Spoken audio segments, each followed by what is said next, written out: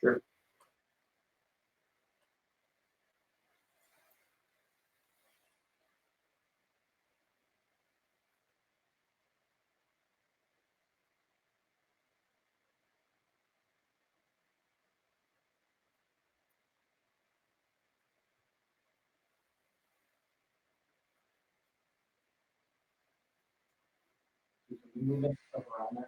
I'm not. You want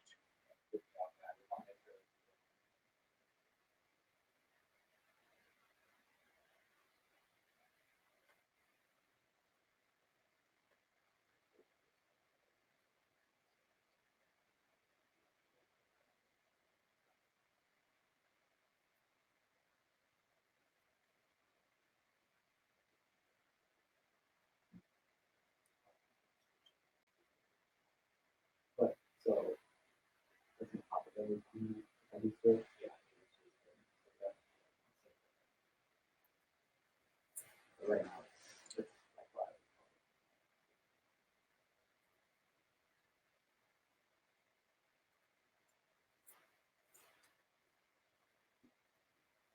Now, do you, I can check. You want me to switch over? Should I switch over and everything? Yeah, talk about that. Yeah.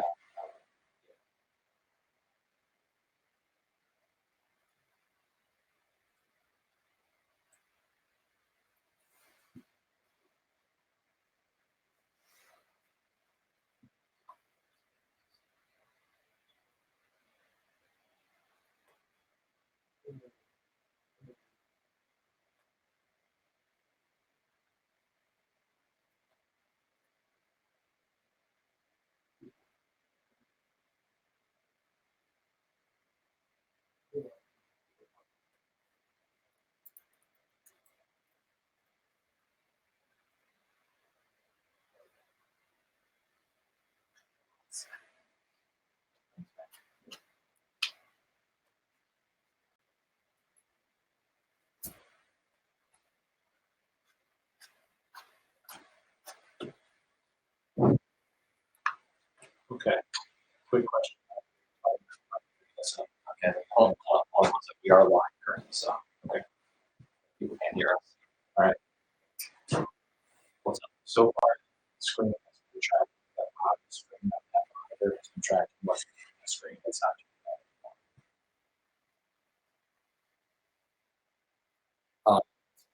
That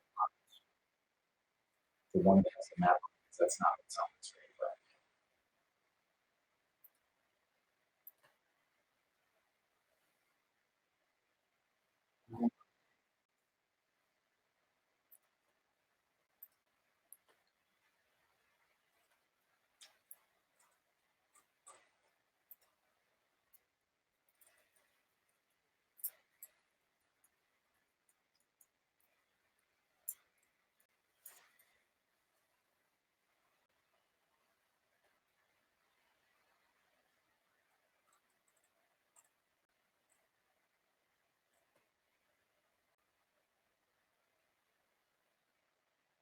that the map.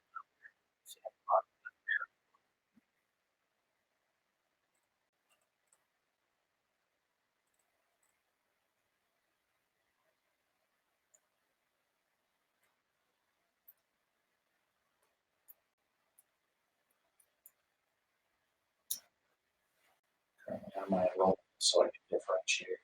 You want me to close my share screen? No, not even.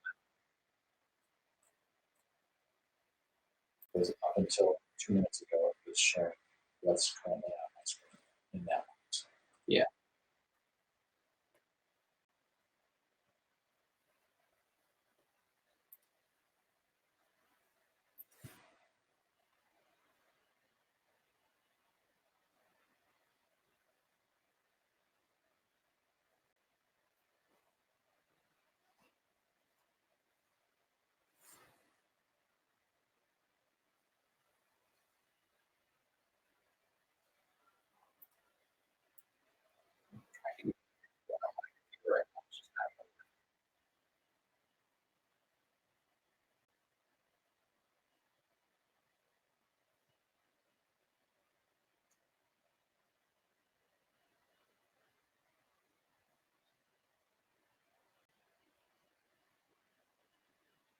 Hey Alex, if you can do me a favor and switch over to the view of Sousie's screen.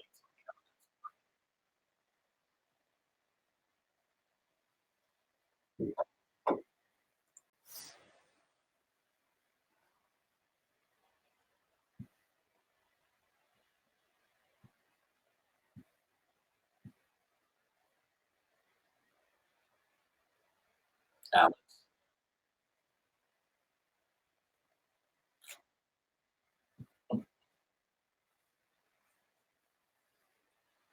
can you switch over the screen and update it to make sure that's going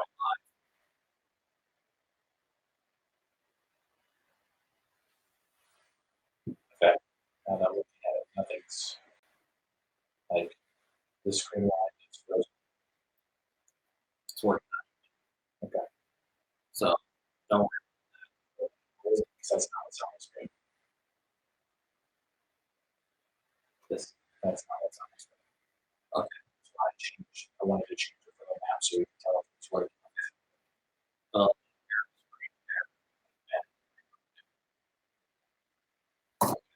see if I can get it to work. Hey, in the room with us now. Just hang on. We're having some technical difficulty before we get started.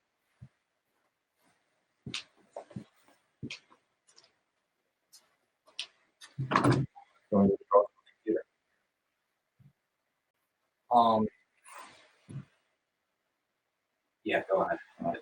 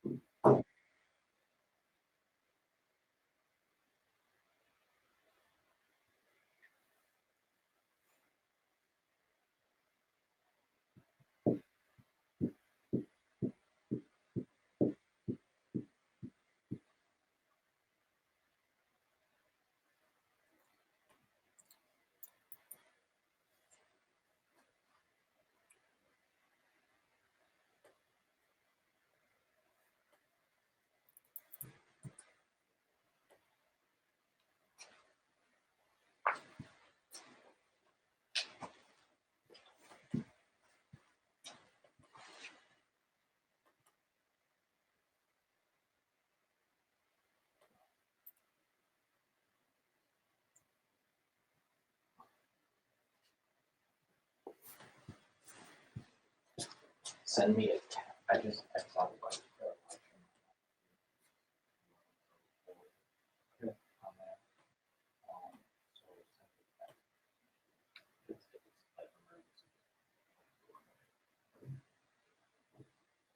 There we go. Looks like we're back up.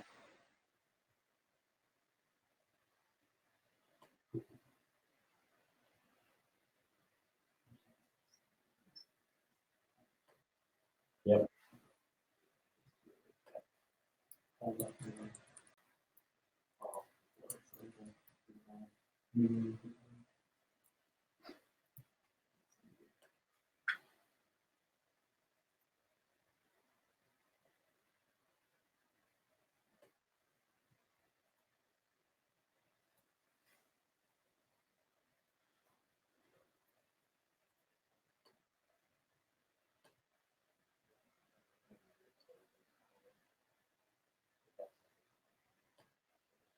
Yeah, that's fine.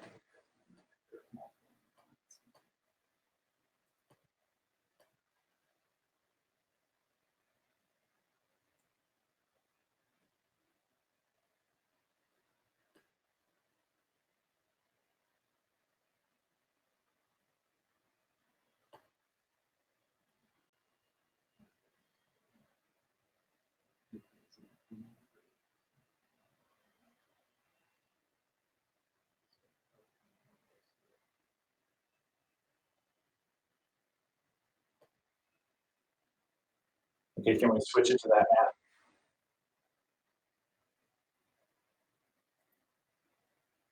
Yep, we're good.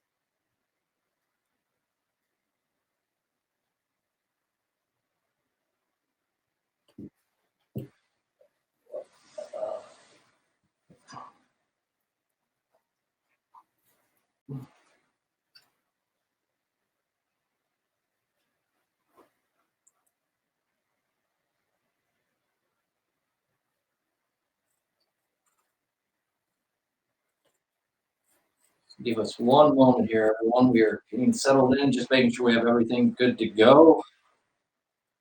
All the fun technical stuff of doing this for the first time. It's been a learning experience for us all. Looks like, let's see if I can get this open on YouTube so I can see the comments coming in.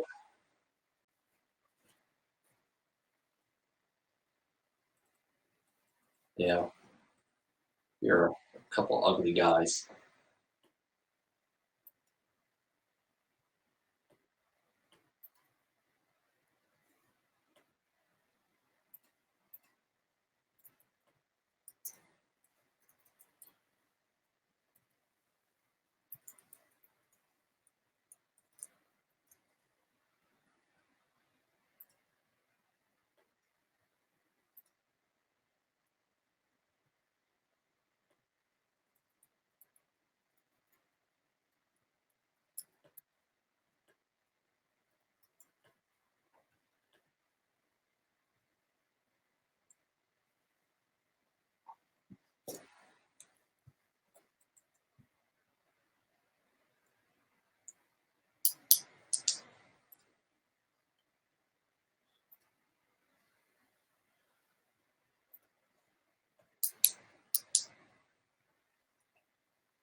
All right, someone out there in the chat, give me a hi or something. Let me know that you guys are hearing this fine so we can go ahead and get started.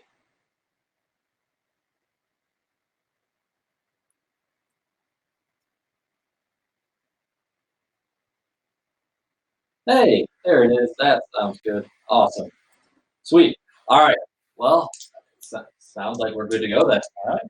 All right. Well, I am Kyle Nabors with Friday Night Drive. This is Steve Soucie, and welcome to our first live stream. This is something completely new, so bear with us as we kind of work our way through this and feel our way out. Everyone that's in the chat, we appreciate you joining us tonight for this. Steve and I will be kind of running through. We're going to call you Steve. Susan and I will be running through the playoff bracket as it stands now. He has been working tirelessly to get these projections updated. There are a lot of games to be played on Friday night and Saturday, though, Suze. And we want this to be a community event. So everyone in the chat, please feel free to shoot us questions. There are certain topics that we've outlined that we want to make sure we get to tonight. But we're willing to answer any questions as best we can for you. So with that, Seuss, I think the first question that we want to talk about and dive into right away with this is going to be the Chicago Public League. If to give everyone an update, the Chicago Public League has canceled its Week 9 game, and that is going to take several teams out of the playoff field and open up spots for teams at the bottom of the playoff field. What is that currently doing to the playoff field? Well, basically what it comes down to is you were looking at a situation where there were 8 teams that were affected by the decision overall. Not all of those teams were locked into my projected playoff field. Either I expected them to lose in Week 9 or situations of that nature. But basically what ended up happening is we went from having a list of about 8 to 9 schools that were not expected to make the field because of playoff points. All of a sudden, a bunch of those spots opened up with this public league decision to not play in Week 9. So what we're looking at now is a very unique situation in regards to since the 256-team playoff field has began, where the potential is very strong that we may not have a playoff point cutoff. We may have every single team that wins 5 games qualify for the playoffs, which is not something that typically happens. We usually have 7, 8 teams. The average usually is the low double digits. I believe it was 10 last season. It's never dipped below 8. So we're in rarefied area in regards to how many teams could potentially miss the field just because of playoffs. All right. Well, let's go through here. There are we have 7 teams from the Chicago Public League that are going to miss, right? Yes. So we have Simeon and Phoenix. Those are not because of they didn't get to 8 games. That's the issue. The Simeon, if you don't know, they had to their Week 2 game, I should say, there was a scheduling error essentially, and their Week 2 game didn't get played. So the bylaw is you have to play 8 games to get into the playoff field. To make yourself essentially playoff eligible. Right. In that situation, you have to play 8. If you don't play 8, forfeit wins in your favor can't count towards that 8. But a non-game, like Simeon played in Week 2, they were not awarded a forfeit win. It was a non-game. And then the cancellation of the Week 9 game left Simeon with just 7 games. There were 2 other schools that this affected, Military Brownsville, who I did not have winning their Week 9 game and not reaching 5 victories, and Phoenix, who was in position to win their conference, but now cannot qualify to win their conference because they did not reach 8 games. Yes, and then we have 5 teams that are at 4 wins, right? Correct. And they needed to play Week 9 to get to that 5th win. They are Chicago King, Whitney Young, Solorio, Vocational, and Back of the Yards. Correct. So those 5 teams there, without being able to get the 5th win, that makes it 7 teams on the field. Now we should know, going back to Simeon, they did file a motion for an appeal with the IHSA today that's going to be heard tomorrow. Correct. Which they're essentially asking the IHSA to waive the 8-game bylaw to allow them to get into the field. Yes. And that's, I don't really know all the particulars behind what they would use to make that decision. But this isn't the first time we've had a striking school experience these things. I would put the odds at low that appeal is probably going to be granted, to be completely honest. Yeah, they're pretty good about sticking to their bylaws. Right. So that brings us to the fact that we've heard rumors and we've had questions about what would happen to the Chicago Public League teams if this stretched into next week or into pairing Saturday. But as we discovered earlier in the week, if you don't know this yet, we have a story on FridayNightDrive.com this week. The bylaws actually say those teams will be put into the field, and then if it's not resolved in time, they will be forfeited out of the first round. And the important thing to note in regards to that is the date of October 29th. Because since the Chicago Public Schools have now been out over 7 games, another bylaw in the codes is in order to play a game, you have to have 3 days of practice if you've missed 7 days from practicing, which they've now done. So essentially, the public league schools would have to be back in. This would have to be resolved by Tuesday, so right. they can practice on Wednesday, Thursday, and Friday in preparation for a Saturday first round playoff game. So if they are not in school on Wednesdays, this is not resolved, so they can't practice, then those teams, the 18 teams that I currently have projected getting into the field for the Chicago Public League, would be marked as forfeits. Their opponents would advance. And yeah, so let's see here. We go through and we have those teams out. Let's say those 7 teams out. Do you have a list? I think you have a list, right, of the teams that this would benefit that are gonna have a better, should make the playoffs or have a better chance of making the playoffs that would have missed out because of playoff points? Well, basically what we were looking at prior to this decision was teams that were likely to land in the area of 34 points and below were sweating out a playoff berth. Now, as the situation presents itself, with this decision being made, the list of teams that I believe are going to get to 5 victories at this point is only 257. Leaves just one team outside of the 256 team field. Obviously, some things can change for the week 9 results, but that's showing a very, very small window of teams that potentially could be hurt by playoff points. Right now, basically what it means is you're likely safe if you're over 31 or 32 points.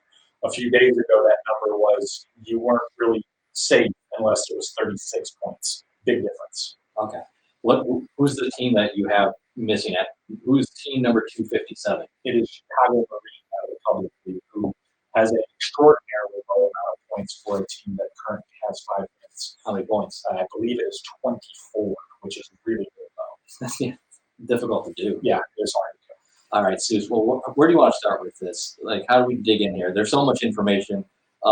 We have 284 teams currently that are still playoff eligible, right? The exact number is 286. 286. Because we have 2 teams that are on the verge of making the playoffs. Actually, one of those 2 has already clinched. In Urban Prep Roscoe out of the Public League. They're actually going to make the playoffs with a 3-5 record, but they've won their conference. That grants an automatic bid. And then Joliet West, if they win on Friday night, and Plainfield South wins, it's kind of a complicated 3-way tiebreaker type of situation. They would advance as a conference champion at 4 and 5. So those 2 teams are technically in the field already. Joliet West has to do some work, but so that's the teams that are out. 286 are still left on the board at this point in time. We've then got 6 games this week that feature 4 and 4 playing 4 and 4. So it's essentially a win and you're in type of situation. So then you can drop 6 more from the list once those games are concluded, because these 6 losers will drop you 5 losses and drop from the list. They'll drop you to 280. All right, we're trying to get down to 256. All right, so that's the magic number that we're talking about. Then you go into the list of 4 and 4 teams, and you look at who has, opportunities to win and lose there. So I talked a little bit last night about the magic number being 25. The reason that I talked about that is 280 to 256 is 24 teams. So as soon as 25 teams drop from that 4 and 4 list for the loss, we're below 256, and then that means that would be the opportunity for 4 and 5 teams that did not win their conference to get into the field as at-large teams, which would be the first time that's ever happened. Is it the first time? Yes. As an at-large team, we've had conference champions at 4 and 5 team, 4 and 5 records. We've never had a 4 and 5 at-large team.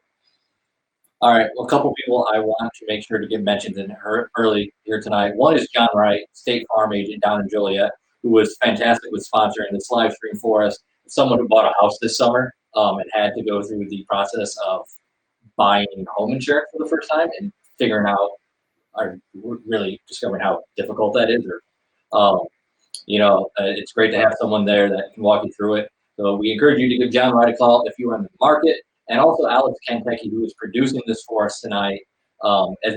You'll hear me mention a couple times asking for Alex to flip to our other screen, which is actually Souce's breakdown or how he is able to put these projections together. We're going to run through that stuff with you tonight. And Souce, we got our first question in here, and maybe this is the first time, Alex, you can flip over for us here to the map. We got a question. Guys, who gets in from the Chicago Public League second city? It's really odd. Okay, the second city conference. Let me consult my notes here real quickly to make sure that I have the right conference. I believe I know what you're talking about, but I want to make sure that I have the right league. So I'm going to do that right now. And guys, while he's searching for this, you see he does all this out of Google Docs and able to use the mapping system in there. When I first met him, started working with Soucie about a decade ago, he carried around a shoebox with index cards with the schedule for every team in the state, and was able to figure it out that way, and had 8 maps pinned up in your basement. Yep. So we've come a little way with the technology here. You got it up for us? Yeah, I have it now. Basically, what's going to happen with the second city is that we're not going to have a conference qualifier because, as we talked about already, the team in first place is Phoenix. So they are not going to get eligible to claim their conference championship because they did not play. They're not going to play the required 8 games. I asked about this. I asked somebody at the IGSA about it, whether if the conference title would refer to the second place team, and I was told that they did not win the conference. The second place team did not win the conference championship, so they will not get the automatic bid. The team in question is a team that we've already mentioned, Chicago Marine. They are in second place in their conference right now, but they would not be given the conference championship because they didn't win it. Phoenix did win it, but for another bylaw reason, they're ineligible to claim it. So they're not going to transfer the conference championship automatic bid to Marine. Marine can only qualify as an at-large team. Yeah, that's it's a really unique situation. It was something that I actually had to call and confirm that the way that I was reading the bylaw was correct. All right. Well, before we dive into some more of this tonight, you are welcome there, sir. Before we dive into this, I do want to say that this is in front of the paywall. We wanted to invite the community in and give everyone a chance to see what Friday Night Drive is all about. If you're interested in subscribing, we actually have a flash sale for this. It's going to run through midnight tonight. It's 50% off, which means you get an entire year for 50% off. Just go to FridayNightDrive.com. You'll see it at the top that you can subscribe. It's a great deal. It keeps going all the way through week 8 of next year. Hope that you join us. And with that, we're going to start with some, I guess, some interesting matchups in week 9. And I put together a list that I wanted to talk about. If there's a game that we missed, guys, like I said, I definitely encourage questions for this.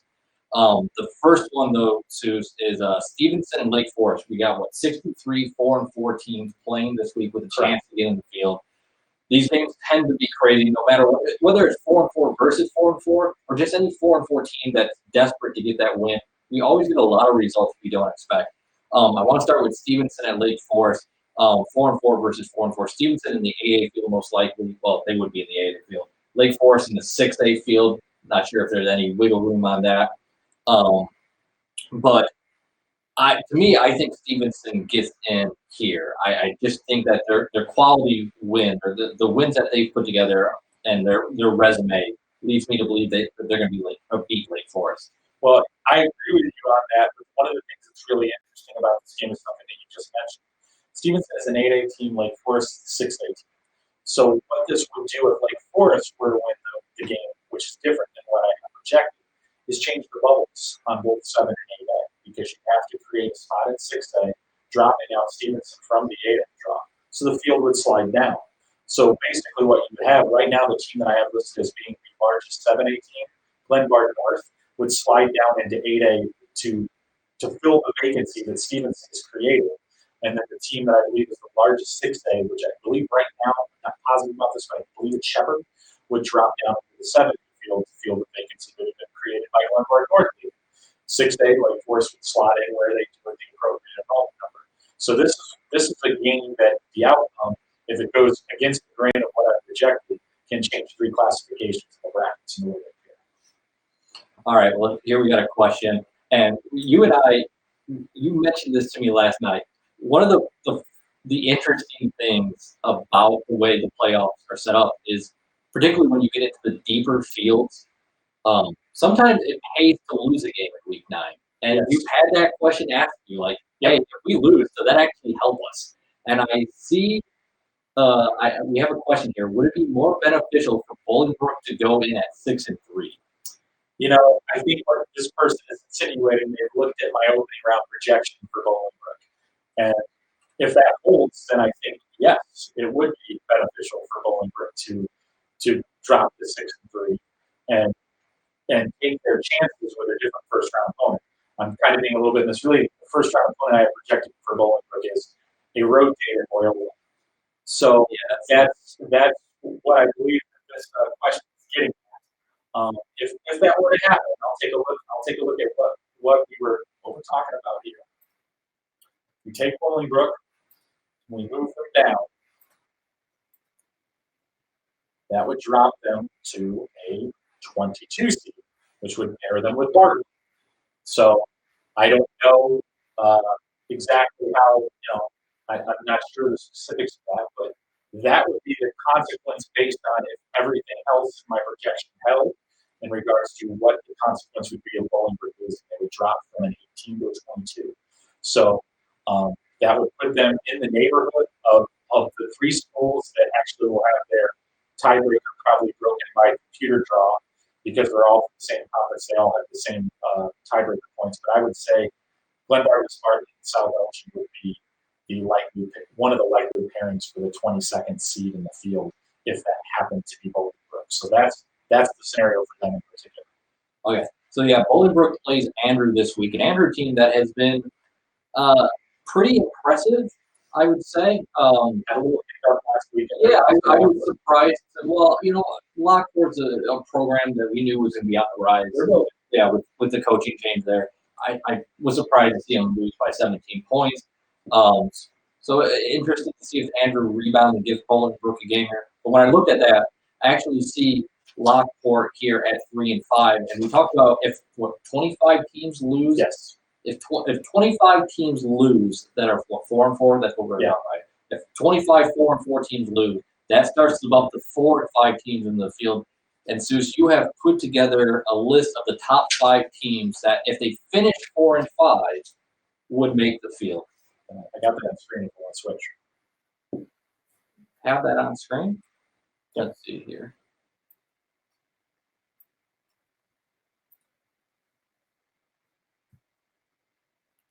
Yeah, so what we have looks like Marist is the top team, Naperville Central, Illini West, Lockport, and Downstry Valley, right? Yeah, these are the teams that I'm projected to finish with 4 and 5 records. Some of these teams can win and take their spots on their own, but if they don't, this is where they stay with 4 and 5 records.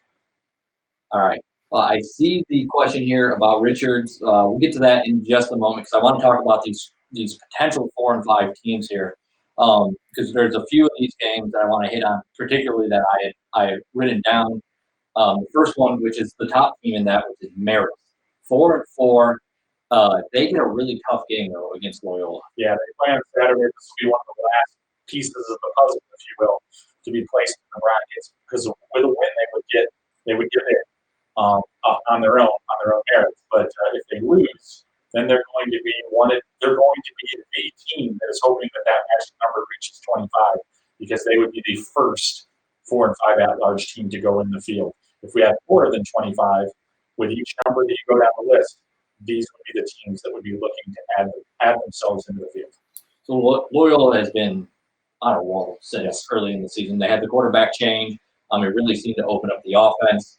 I like the Ramblers to win here. It would be weird to see Marist not in the playoff field. I believe they made it every time except once in 2008. They missed in 2014. And Marist has kind of been, they played a really tough schedule. Looking at it in front of me, they have a 1 touchdown loss to Niles Notre Dame, a 3-point loss to Brother Rice, a touchdown loss to Mount Carmel, and they lost a good rivalry game to Nazareth, where they were in that game. It was a 10-point game at the end. Yeah. But they were in that game. I believe they might have even been leading at halftime, if I recall. And then, they were able to get to 4 and 4 with the St. Patrick team last week. So I don't want to discount the Red Hawks here, but they definitely are going to be watching tomorrow night, hoping some of those 4 and 4 teams lose, just as an insurance policy going into Saturday. I mean, they could be. For them, ideally, they could be in a situation, to be honest with you, where they've already been decided, where they might actually have a spot in the field, regardless of the outcome. That could play into the scenario. I don't think that will happen, but it could very well play out. And then I want to talk about Naperville Central, because here's a team that we've said, if you guys listen to the podcast, thank you, first off. If not, we record usually on Mondays and Wednesdays, and they go up Monday night or Tuesday morning, and then Wednesday night or Thursday morning. We do a recap and a preview for each week. And we knew, oh, I shouldn't say we didn't know, but we had a strong suspicion with the way Naperville Central stacked its schedule that this was going to come down to a Week 9 game against East St. Louis. Yeah, you felt like that all the way along, based on the way that they started their schedule. Some monster games to start the year, dug themselves a pretty substantial hole. And if you just kind of projected what was going to happen, you kind of felt like this was going to be the scenario, and that's exactly the way it played out. Have to play East St. Louis this week. Obviously, not going to be an ideal situation for them. They've got to punch their way into the field, or they're going to be waiting on heads and needles to see if this thing plays out in their favor. Yeah, I'm trying to pull it up here, everyone, just to kind of go back through, because it's still incredible to me, the scheduling that Naperville Central put together here this year. Just I love just to look at it. Just it was so so insane. Hinsdale Central, Lincoln Way East, and Pickerington Central, Ohio in the first 3-week non-conference game, and they played what turned out to be a really competitive DuPage Valley Conference too. So you do that and combine that with East St. Louis as a non-conference game in Week 9, when you had Neuqua Valley, Waubonsie, DeKalb, Naperville North, and Mateo Valley. Yeah, and that might be the best 9-week schedule I've ever seen in a high school in Illinois. Yeah, it's pretty incredible. I mean, we talk a lot about not all wins weigh the same. I mean, when you look at just the points alone, Marist has a significant gap on them, but that doesn't necessarily mean that it was a stronger schedule than what Naperville Central played. Marist, very strong schedule. Don't get me wrong. Yeah. But pound for pound, I think you have a hard time matching up with what Naperville Central ran through. So we have Joe Fleece asked, Soucie's latest projection, how many projected 5 and 4s are on the field? We said 1. That was Chicago Marine. Right now, one team, obviously that can change with tomorrow night's results, which, by the way, please join us tomorrow night. Souce and I will be in office working all night to update his projections. I'll be helping him trying to get the brackets updated. We'll be live blogging, sending updates as much as we can tomorrow night on FridayNightDrive.com. And so with that, we had a question a little bit earlier. What is the likelihood Richards will end up in the southern portion of 6A? And Alex, if we can pull up Souce's computer here, we can actually show you the map and show you where the projected line is at. All right. Zero on that a little bit. It is a very, very tight squeeze. I will be honest with you right now. It is the one mapping situation right now that is very, very interesting. So let's zoom in on that a little bit right there. Okay. I'll open this up so you're not looking at my top tabs. All right. So the blue dot right here is part of the north bracket. All right. That is where Oaklawn Richards resembles on the map. You'll see just to the right of them, from a north-south perspective, is Morgan Park. That is the difference between north and south bracket right there. Basically a millimeter on your map. So you're seeing that. That's kind of widened out there. There's your north all the way up in there. So basically what it comes down to when you're looking at that is you have to figure out, okay, which one of these 16 teams is most likely to maybe not make the field and create a spot that Richards can slide into. There are 2 factors to that. The first one being, okay, if you're taking one of these teams out, who's replacing them? Because if it is a Northern Illinois-based team, there's just a wash. The situation stays the way that it is. So the key to this is you have to find a northern team to take out of this top bracket, and it has to be replaced by a team further south than Oaklawn Richards is. If that comes into play, then Richards would slide back into that bracket. They have been bouncing back and forth over the last 3 projections. I've had them in the north, I've had them in the south. So right now, that's where it really comes down to. If you look at the actual field itself, then this is where you start to get into the nitty-gritty of this. All right. So right now, the teams at the bottom, and that's actually not the correct information right there, but this is actually Vernon Hills. But we can't forget about Vernon Hills. So they go right there. That's the situation. So you look at the composite of the north bracket. So the likelihood of one of those 5 and 4 teams not getting the 5 and 4 would be part of this. So if any of those 3 teams were to lose, that would pull out a spot out of that north bracket that could potentially move Richards into the north bracket. But then you look at that type of situation, and that's how that all works out.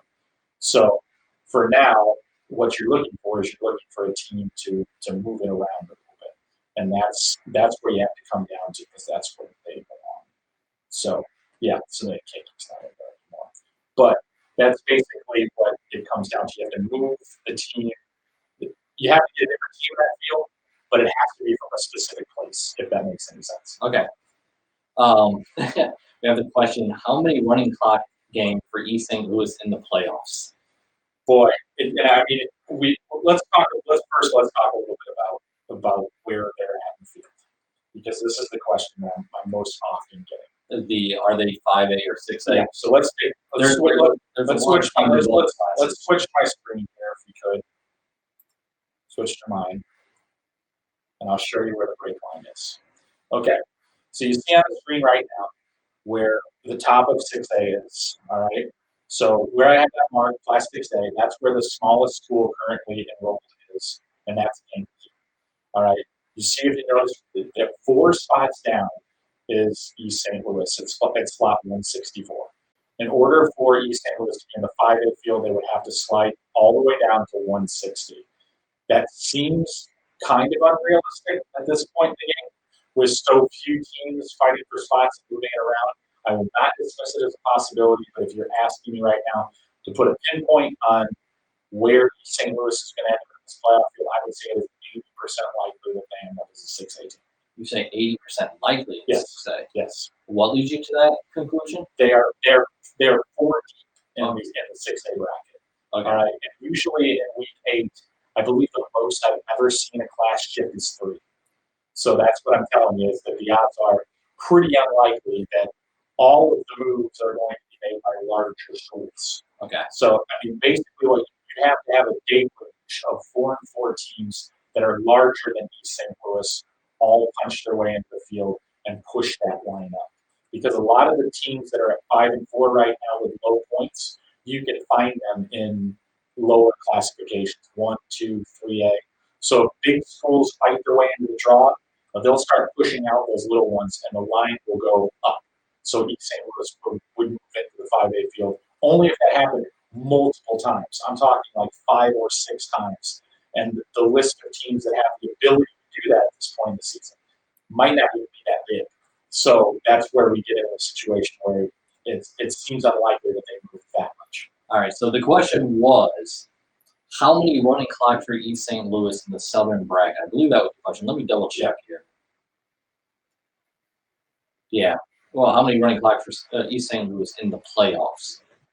Well, I mean, when you look at the 6A draw, which is where I have them and where I believe that they're going to sit, I'll go so far to say that I feel like the second round game the way that I draw it could be a somewhat competitive game. Peoria, or Springfield? Either one, to be honest with you. I think that it would be a competitive game. I would certainly like St. Louis. I think they'd have their way in that first round. I think 6A South is an interesting bracket. I would be certainly pinning the favorite label on East St. Louis. I think they're the best team in the state of Illinois. But I think there are some teams in there that might give them a little bit of an interesting.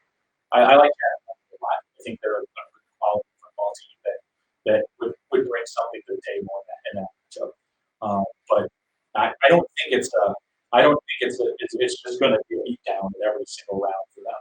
Yeah, and the South bracket as they potentially work their way to the state championship game. Yeah, Peoria, they have enough offensive talent in the system that they run. I don't know if you want to get into a track meet with East St. Louis. I don't think you do, but maybe you get a couple turnovers, and there's going to be a lot of points scored in that game if that happens. Yeah, as you mentioned, I like this Chatham Glenwood team. And you know what? At this point, we should never discount Crete Money. Yeah. I feel like we did that a bit last year, and then there they were at the state championship game. It's a very interesting Crete Money situation this year because in the past they really kind of put themselves out there in the non-conference schedule and played some really high-quality opponents. I mean, I believe last year it was Lincoln Way Houston Brother Rice to start the season. I think they also played Morris, but they changed their conference this year that only allowed them to play one non-conference game. It was in the middle of the season, so that limits your ability to draw an elite opponent at that point because most people are in the midst of their conference schedules. Played a team out of Michigan. And the Southland Conference, to be honest, this year seemed to be a little bit down. So I don't know how good this Crete Money team is right now. They could be they could be a few steps back from where they were last year. I just don't really have a good measuring stick for them. So, and then I think that if, let's say, St. Louis makes it to the count for the state championship game, I think there are a few teams in the North bracket that can certainly give them a challenge. Sycamore looks like it's going to be the top seed. I mean, I like that team. I don't know if that's a state championship caliber team. And that's another team, too, that you have to look at that bubble that we were just talking about before, because Sycamore's 2 spots from moving back into 5A. So that's a lot more likely that maybe they could get some wiggle there. I like Richards. Yeah. I like this Richards team. I think that they could give East St. Louis a game. And this Prairie Ridge team, which took a loss to Huntley early on, is playing even better now. Not like they lost that game by a large margin. They just really put a hurting on Cary Grove last week, 42-7. They run the triple option offense. They're going to run the ball a ton. They're going to be able to control the clock against East St. Louis. The question I have after watching East St. Louis live, we saw how good they were defensively up front. Like they're large. Those linebackers are really good. The question for East St. Louis is, can with that speed, even against a triple option, they're able to negate that speed a bit by you have to be disciplined. And that's what it's going to come down to for East St. Louis. If they stay in their gaps, they're good enough that they're going to make those tackles. If they pursue upfield too much, if they get a little frazzled, Prairie Ridge has the talent and the offensive line to really run the ball against them. Yeah, for me, it's all about what that line can do with that defensive line as far as from what Prairie Ridge will be able to do. Because when we saw them, I've seen them a little bit more on tape. It's just that defensive line can just cause carnage. Yeah. And that's one of the things that like you're just going to have to deal with, and if you don't, you're going to dismantle. I wish the East St. Louis Naperville Central game tomorrow night was actually on Saturday morning, so I could go over and see that again. Yeah, that was a real treat. It was enjoyable. I did get to see them live earlier this year. So I mean, I have no problem watching those guys go because they really can do that. All right. Well, this kind of can go through multiple classes, I guess, here, but this is a question from Anthony Jones who asked, any team south of Springfield other than East St. Louis that you think can make a deep run? Okay, that's an interesting question. Anthony, if you're still with us here, are you looking for large class, small class?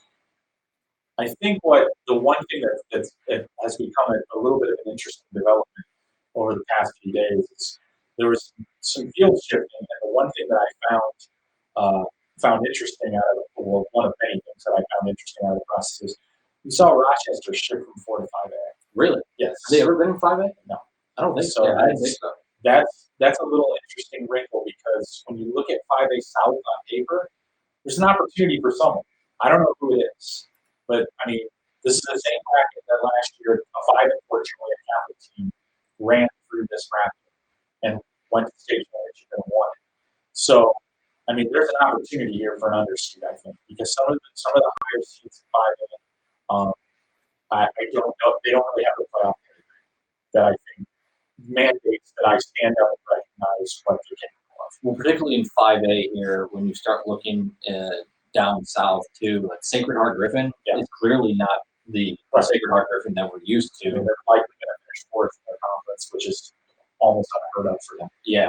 How about Marion or Cahokia maybe? Yeah, I mean, those are teams that they do well in their own leagues, but I mean, if you kind of look at their track record and past history, they've struggled to make really deep runs. So you have to question whether or not they can do that. So that it makes Rochester interesting for me. Mount Zion is another team that is usually regarded as a 4A team that has slipped into 5. So when you look at the top 3 or 4 seeds in that grouping, a lot of them have an opportunity to make a proving ground here for themselves, but they really haven't done it yet. Well, we have a question from our editor-in-chief for Friday Night Drive, John Solly, which, by the way, thanks, John. I was panicking a little bit this afternoon or this evening as we were getting ready here, trying to get the embed code for the website, make sure everything was running smoothly. So thank you, John, for doing that. But he goes, favorite sleeper based on your current draw. John, you have a class for us, though, or give us a little bit of a direction on that one. But while we wait for that to come in, How far is Glenbard West from the 7A border? They're not exceptionally close. This is a situation where uh, Glenbard West, I believe, I'm going to go count it right now just so I make sure that my mind is working correctly. They are 5 off the line, which is a lot.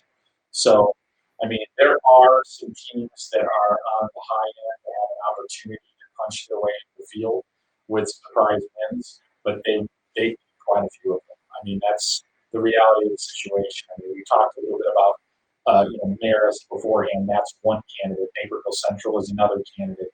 Oak Park River Forest, who plays Glenbard West this week, is a candidate to, strangely, if Oak Park River Forest wins that game, they're actually helping Glenbard West's case to get into 7A. So that would be a slack rate. New Trier is another one that could potentially fight their way into the field. If like all of these happen in succession, Lions another. If they all happen in succession, each time that happened, that pushes you closer and closer to the line if you're Glenbard West. But like I said, you need a lot of those things to happen in order for that push up to happen. It's much more likely that they would drop deeper into that. Yeah, and honestly, I don't know if you're hoping. I'm trying to figure out here who had that question going back through, but I don't know if you're hoping they get into the 7A field. I don't know if it really makes that much of a difference. I think it does a little bit in the respect of, as Glenbard West, if you finish undefeated, You're on the high. your early round games are going to be easier in 7A. Okay. I think there's depth in 8A. There might not be a clear-cut monster like there have been in years past, but I think the depth in 8A is a little bit stronger than the depth at 7. I think both are good at the top, but I think there's more depth in 8A. Yeah, and we mentioned New Trier there. That was another team that I wrote down, a 4-4 team that right now we don't have in the field. They've won 3 straight though to stay alive, and we know this is a good New Trier program. Clearly, the team down a little bit this year, but they get Maine South this week. Like I said, I don't think New Trier wins this game, but it's week 9 and it's a 4-4 team, and it's a program that has historically been in the playoffs. Yeah, it's going to be we're going to have some. It's going to happen. I mean, I keep reflecting back to last year. Joliet Catholic was in the very same situation last year. They played Niles Notre Dame in the last week of the season. They were 4-4. I believe Notre Dame was 6-2. You look at that on paper, you're thinking Notre Dame's going to bump Joliet Catholic on the field. They won. They went on to win a state championship. I'm not saying that happens again this year. I'm just saying that's the kind of thing that happens week 9. When a team realizes that their season could be over, that pumps up the adrenaline and some crazy things happen. It happens every year. We've never had a year where we don't have multiple 4-4 teams rise up and beat a team with a better record. Last year was specifically crazy. This year it might be less just because there are less opportunities out there, not necessarily that they won't be any less surprising.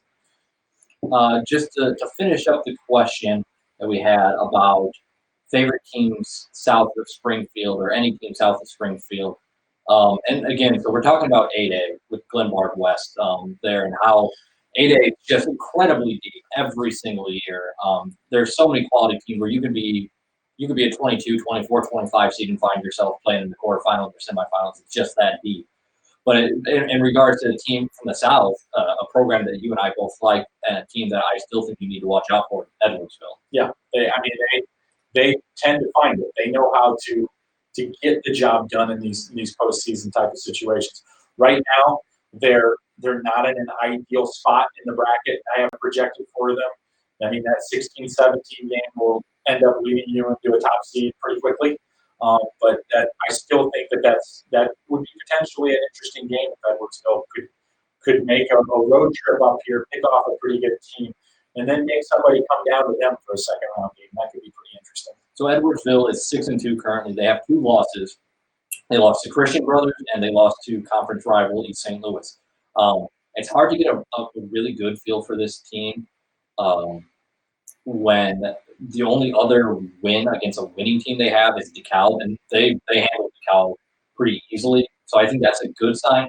But as you were saying, this is a team that tends to get better late in the season. Yeah, I mean, I've seen this team produce in the postseason. That's just what they do, and they do it with that component of usually having to make multiple road trips all along the way to ensure that they get deep advancements. So I never really count them out. It doesn't really matter to me who they're matching up with because this is a playoff caliber program that battles significantly well in late October and early November. So we have a question from Mike B. Husky. Hey, Mike. Alex, if we can pull up Soucie's screen here. Nazareth looks like the easy chalk in 7A. Who are your best three bets that can take them out? Well, when you look at 7A, I think you have to just kind of take a look in general. And we've got the seed stack right here. So, I mean, I look at 7A, right now, Nazareth is I would agree, probably your favorite. I don't think you can just completely discount Mount Carmel from the conversation of being kind of a co-favorite. That's my first. So that's a team right there that I think is in the mix. They can really make something happen. There's teams in the middle of that group when you go from like 3 to 9 on the seed board right now that I think could get hot. Percy is a team that I think could be in the mix for that conversation. I think on a given day, they can make a run at either one of those two programs that we just mentioned. I'm interested to see what happens this week in regards to that game with Roman Meadows, to kind of set up like exactly where those guys are in pecking order. If one beats the other by a comfortable margin, it may change my assessment of both of those two teams. Normal Community is kind of a sleeper team. We don't talk about them a lot because they're kind of isolated down there in the Big 12 conference. But I think that's a pretty good football team as well, which is kind of different, kind of a lunch bucket type of football team. I got to come in and firework you to death, but it's a good, solid football program that I think on any given day against any given opponent, they're going to put a good effort on the field. Yeah, you mentioned Hersey and Rolling Meadows, both 8-0 teams. Jordan Hampson, terrific quarterback from Hersey, and just committed, I believe, to my alma mater, the NIU Huskies, right? Yeah. So I didn't know this was going to be Husky talk, but okay, whatever. Got to get it in there. Got to look forward to the future because this team isn't very good. But the Mid-Suburban East, I feel like there's always a team that comes out with 8 or 9 wins, and we always kind of expected them to bow out early in the playoffs. Yeah. I feel like that reputation is starting to change. I like these two programs, and below that, I like Prospect. Like they've lost both of these teams, but I think it's on the upswing. Well, I think one of the best things that conference has done is kind of formed a non-conference arrangement with the Central Suburban. And there have been some good early season matchups between those two leagues that have kind of helped maybe bridge the gap in the competitiveness between when that league kind of isolated itself and got into the playoffs and they were ready for what they were going into. I think that's really helped them. They get 1 or 2 games in the non-con that are always going to be challenges that force them to kind of rise up a little bit. I think that's a really good arrangement that really helps both conferences to kind of get themselves where they need to be. So it's not a closer shot when they get in the playoffs and find a team that has been beaten up on opposition all year long and they're not quite ready for that yet. So Mike asked about sleepers or teams that can beat Naz in 7A. And this seems like a good time to talk about a team that we have down in the field. I shouldn't say down because they're still in the top half by an easy margin. But a team that I guess we don't usually see as an 8 seed in Batavia. And it's probably a good time to talk about the Duquesne Conference. Yeah, it has been really, really chaotic in that league this year. Have been a lot of results that kind of are surprising from the get-go. The game that fascinates me this week is you've got a St. Charles North team that's trying to fight their way into the field, and I wouldn't have thought that would have been the scenario heading this year. They made it to the 7A title game last year. I wouldn't have thought that they are a have to win to get in type of team here in week 9, but that's the situation, and that's the reason that this league in general has just kind of been chaotic. Glenbard North has rose up to the occasion and done a really nice job. It was something that we kind of sensed might be coming over the summer with this program. They've done a really nice job and gotten themselves in the mix. Batavia has had some close calls as well as some of including last week at St. Charles North, where they were in that situation. So Batavia has slipped down the seed chart a little bit. Likely to finish with 2 losses. So that's going to move them down a little bit. But they're still a really good football team. So they're a team that is interesting. I'm interested to see what they can do outside of the league because like right now that league has been so chaotic. But when you match them up against another conference, they're battle tested. They've been in a bunch of close tight football games at this point in time. So when you match them, say with an example with maybe a team from the NIC 10 or something like that, you know that they've got the edge there because they've been put to the hilt quite a few times. You know that they have the opportunity to respond to that. All right, we have a couple of questions here regarding 4A. So Okay. let's pull up that map, right? Because we get a biggest sleeper in 4A, and then just the general. I guess not a question, but just 4A South might be really weak. So let's start with the 4A South bracket and see if it is really weak, and then from there we can kind of go through who the favorites are there. Well, the interesting thing about 4A, I'm going to start over here on my 4A bracket first of all.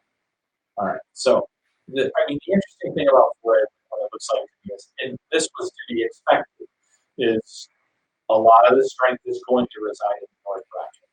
And then it was further compounded by the fact that several of the public league schools that we talked about earlier have been removed from the field or they've dropped down in the seeds because of the fact that they haven't played in Week 9. So the top of the 4A North bracket is loaded from a 4A perspective. You're looking at Coal City, you're looking at Stillman Valley, you're looking at Richmond Burke, you're looking at IC Catholic, you're looking at now a team that has emerged and deserves to be in that conversation, and St. Francis.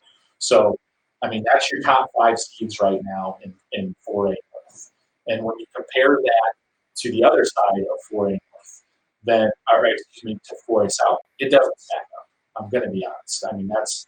That's the simple note of the matter here. You've got 2 teams projected to finish undefeated in Illinois Valley Central, which is one of the bigger surprises in Central Illinois this year, and then Columbia, a team that usually does pretty well during the regular season, but hasn't really, made deep advancements in the 4A field. So it's definitely there's definitely a have not feel to this bracket.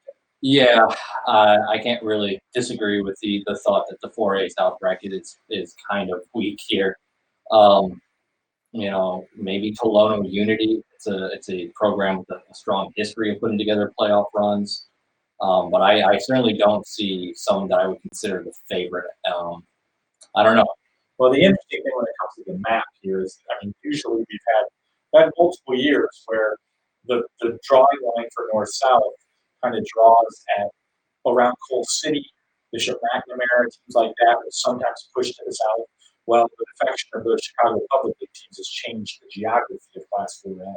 So you've now got all those teams in the north. You've got, in my opinion, a very strong Coal City team that is almost locked into the North bracket at this point in time. Bishop McNamara's had some injuries, but you can't discount them. These are all teams that have made South bracket runs before, but now these are North bracket teams. So we're getting into a situation now where you're looking at this map, and this is the 4A map right now, where you're seeing that those blue teams, like right in the middle of kind of closer to the middle of the state around Kankakee, and then you've got right here, you've got Mantino, and then over here is Coal City, and then Kewanee there. These are teams that are usually filtering towards the South bracket if you have a larger concentration of CBS teams. So I think that's kind of a secondary effect of why these brackets are kind of imbalanced a little bit. Okay. So yeah, let's talk about 4A on the north side a little bit. Again, by the way, as we get ready to talk about this, Soucie is updating these brackets every week throughout the season. We will be updating them tomorrow night into Saturday morning, trying to give you the best projection we can that is available to all of our subscribers. If you are not a subscriber and would like to join, we actually have a flash sale going on. You can go right now to FridayNightDrive.com. It is available until midnight tonight. It is half off a year subscription that gets you all the way through week 8 of next year. It's a great value. We've had a tremendous first year here at Friday Night Drive, but to do what we want to do, to be able to grow this product, we do need subscribers. So we encourage you, if you enjoy this, please do subscribe. And with that, let's talk about the 4A North bracket because, as you were saying, it is absolutely loaded. And someone here in chat, let me see if I can find a name. Peyton Simmons. You see Dixon going deep into the 4A North bracket this year, and I actually, I like this Dixon team. The problem is the deck is stacked against them because of how competitive this 4A North bracket is. Dixon was played a lot better in the second half of the season. Early in the year, I was wondering about how they were going to pull it together. But now, I mean, they've moved themselves, due to the public league thing, they've moved themselves out of that potential 14 to 16 seed range. Still, potentially a really rough first round draw for them with Marengo. I think that's a very good team that isn't getting a lot of I guess, pub right now because Richmond Burton is in the same conference with them, and they're kind of stealing the thunder right there. But I do think Marengo's really good. And I'm interested to see what happens. They've got a very odd non-conference game this week with Hope Academy to close their season. So that is going to be an interesting one to pull out of the hat right there to see how that comes out. I actually picked Hope Academy. That's not a bad pick. I don't disagree. And if Hope Academy does win that game, Marengo slides down. So that's another interesting situation. Marengo would find itself more towards the middle of that field around the 8-9 part of the bracket. So it's a really interesting look at that. In terms of sleepers in 4A,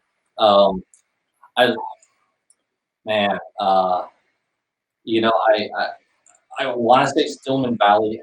I think the general consensus when you look through this is Coal City, IC Catholic, and Wheaton St. Francis, right? I would say I think that's fair. That's probably fair, but I want to see Stillman Valley. I believe it's Byron tomorrow night.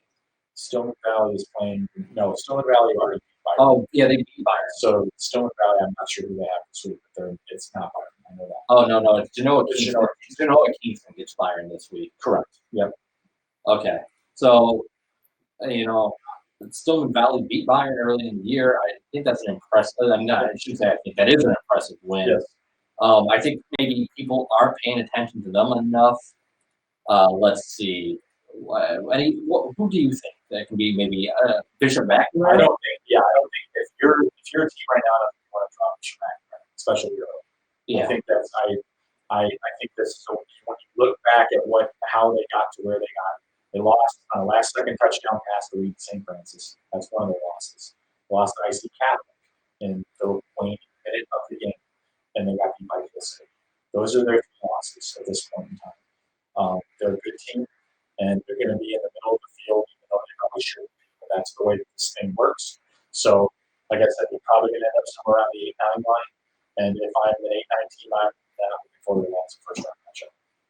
I see a question coming here. Since we're talking about it, what do you think about the Dixon Byron game tomorrow night? As Sue said, I like the fact that Dixon is playing better, but I picked Byron in that game. I still lean towards Byron in that game too. I mean, it would be. I think it would be a pretty substantial upset if they were able to pull that off. I mean, it would help the seeding part. They move up the middle of the field, probably draw someone like Bishop, which we talked about before. It's probably not ideal for them, but this 4A North, I mean, you can pick a number and you're going to get a rough draw in that first round, I think. And Colin asked, any chance 4 and 5 teams sneaks in because of the strike? As we said, we would need 25 teams. 25 teams from the current 4 and 4, a 4 list to lose. Mm-hmm. And once that happens, the only option would be to put 4 and 5 teams into the field. So there are scenarios where that can happen. What you're looking at largely right now is the number of teams that are playing teams with better records. There'll be a couple of teams that play spoiler tomorrow. You just don't know where they're going to come from. And that makes the number possible. And that's why it's a point of conversation right now.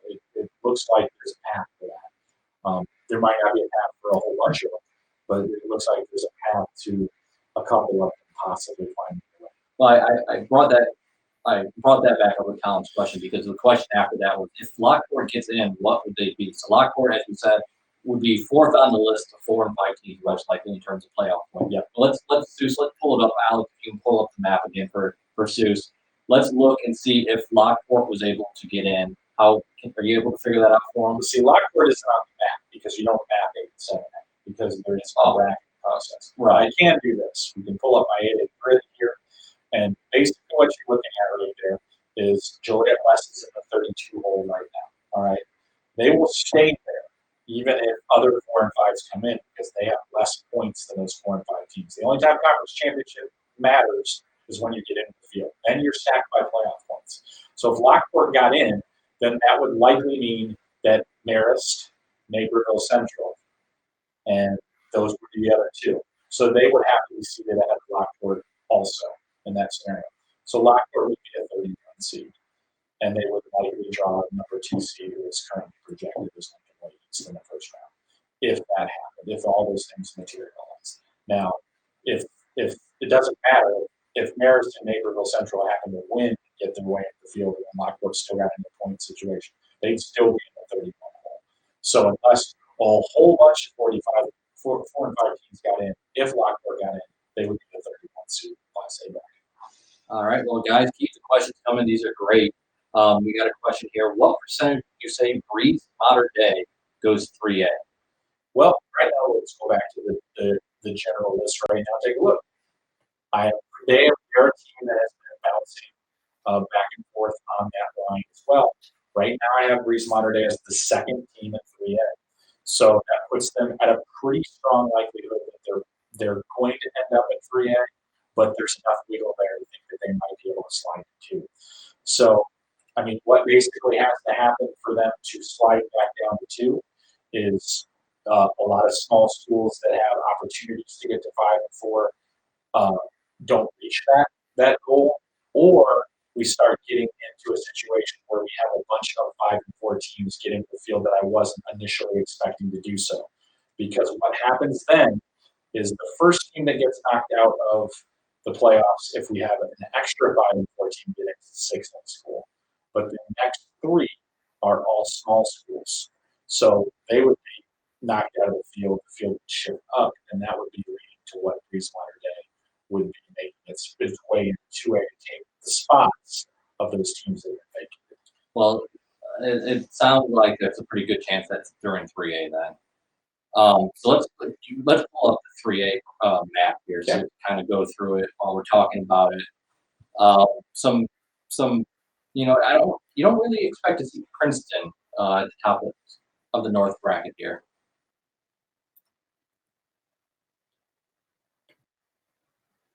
So 3A right now, it's a situation where you're looking at it, and Princeton is definitely a team that you're not accustomed to seeing at the top of that bracket. But when it comes right down to it, you have to consider. I mean, they're having a strong season. They are on the north side of the bracket. You're looking at Princeton, Byron, Wilmington, all at the top. You're not going to have. It doesn't look like you're going to have any undefeated teams on that side of the north bracket.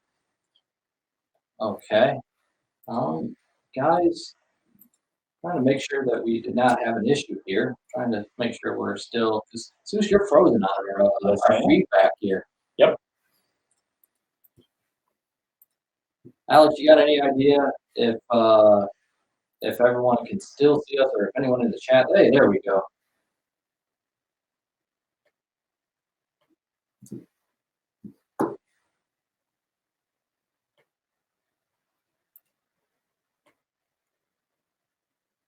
Anyone check in here and let me know that we're still good, it says. All right. So let's see. Now that we're still good here, let's go into, we have a question. How does the Proviso East situation affect the playoff situation? Okay, well, the first thing that happened, obviously, with Proviso East having the 4 games that they had to forfeit was it took away Proviso East's potential playoff slot. That was the first thing. And when we were discussing this, we were wondering whether or not Proviso East was going to have to forfeit all of their games or just some of their games. Right. It turned out to be some of their games, which directly affected Hinsdale South. Because Hinsdale South had 3 wins on the season with a loss to Proviso East. Had they been awarded a forfeit victory, which they were not, they would have gotten back to 4 and 4, and they were playing a team with an inferior record this week, which would have given them a chance to get to 5 victories and get into the playoffs. Now the best that Hinsdale South can do is finish 4 and 5, which changes that landscape. So essentially, what it did is it kind of knocked out 2 playoff contenders in one fell swoop. Because originally, what I thought was Proviso East was going to have to sit in a situation and forfeit all their games, which was not what happened. So once that materialized, we were looking at a situation where Proviso East had those 4 wins took away. The points changed around a little bit, but ultimately what it came down to was an extra spot has been created in the field for another five-win team because Proviso East was knocked out. A potential replacement for Proviso East did not get that opportunity, right? So that opened up another spot for a five victories. And I think the other team that is affected in terms of the potential for the playoffs would be North Chicago, correct? 'Cause they went 3-4, Correct. 3-5, to 4-4. So all of a sudden, North Chicago has a lot more to play for this week against Antioch. Yeah, and that opened up another team in the mix of at least having a chance to get to the situation that they're in. So, I mean, they're obviously an underdog in that situation. They're like a lot of other teams that are in this 4-4 block right here of teams, but it is at least an opportunity they didn't have prior to that decision. We'll note, though, that Antioch is without their starting quarterback, Ethan Kelly McManus, Minnesota commit. He is out, I believe, with a broken collarbone a few weeks back, and he was lost for the season. Don't quote me on that, but I'm pretty sure. What did Proviso East actually do? I don't know if I have seen anything. Use of an eligible player. I do not know any more specifics other than that. Yeah. There was use of an ineligible player for the injuries that they had. All right. How likely is Glenbard North to go 8A? Glenbard North right now is sitting directly on the bubble between 7 and 8A. So there's a chance of that. I mean, basically what it comes down to, you look at the 32 teams that are in the field of 8A, and if any of the teams that I have currently projected five wins for any reason don't get the 5 wins, then that would be a situation where someone would have to fall down into that grouping to take the place. I mean, the primary targets when I'm looking at that as far as on paper right now, you look at Stevenson as one if they weren't able to win over Lake Forest. Oswego East is another. They're currently mired in a 4-game losing streak. They play a West Aurora team that's been competitive in the conference this year. They might be on the bubble as well. Plainfield East and Plainfield South both need wins this week. They've been up and down as well.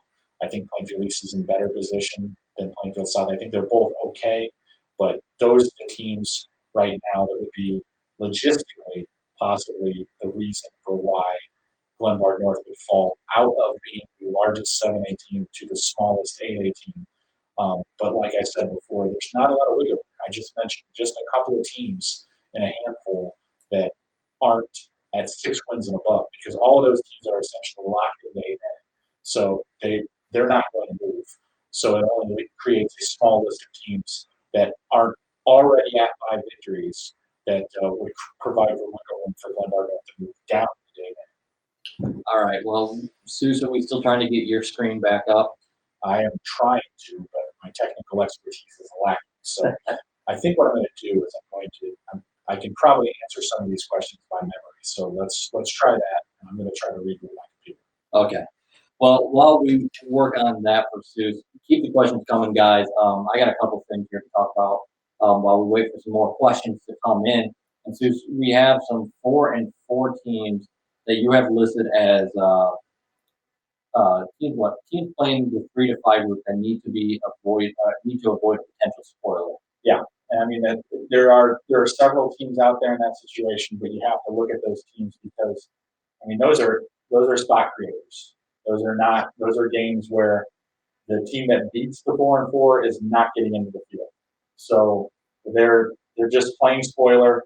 It creates opportunities for other teams. So when you're doing that, I mean, you just kind of have to look at it. And there are certain teams that can do that. I mean, I'm not sure which ones I listed to refresh my memory.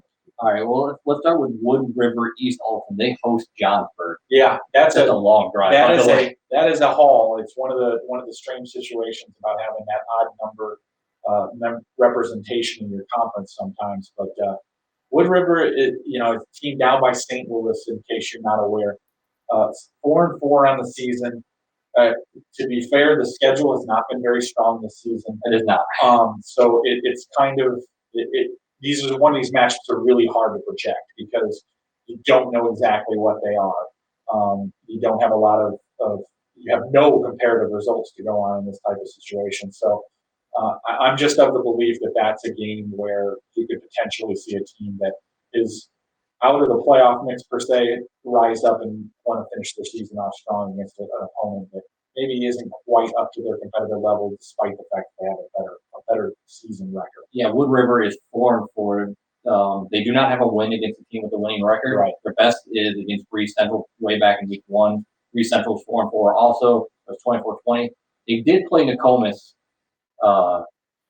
close last week. 1-point game. Nokomis is 6-2. Johnsburg is a team. Yeah, they are not going to the playoffs. They are 3-5. They struggled offensively a lot early in the year. Yeah. But they have made some changes on offense. They have a freshman quarterback now back there, so the offense is humming a little bit more. The Wood River is going to lose. Well, we got one person that is on board. Yeah, I picked Johnsburg to win this game. But yeah, other teams, you have Canton versus Metamora.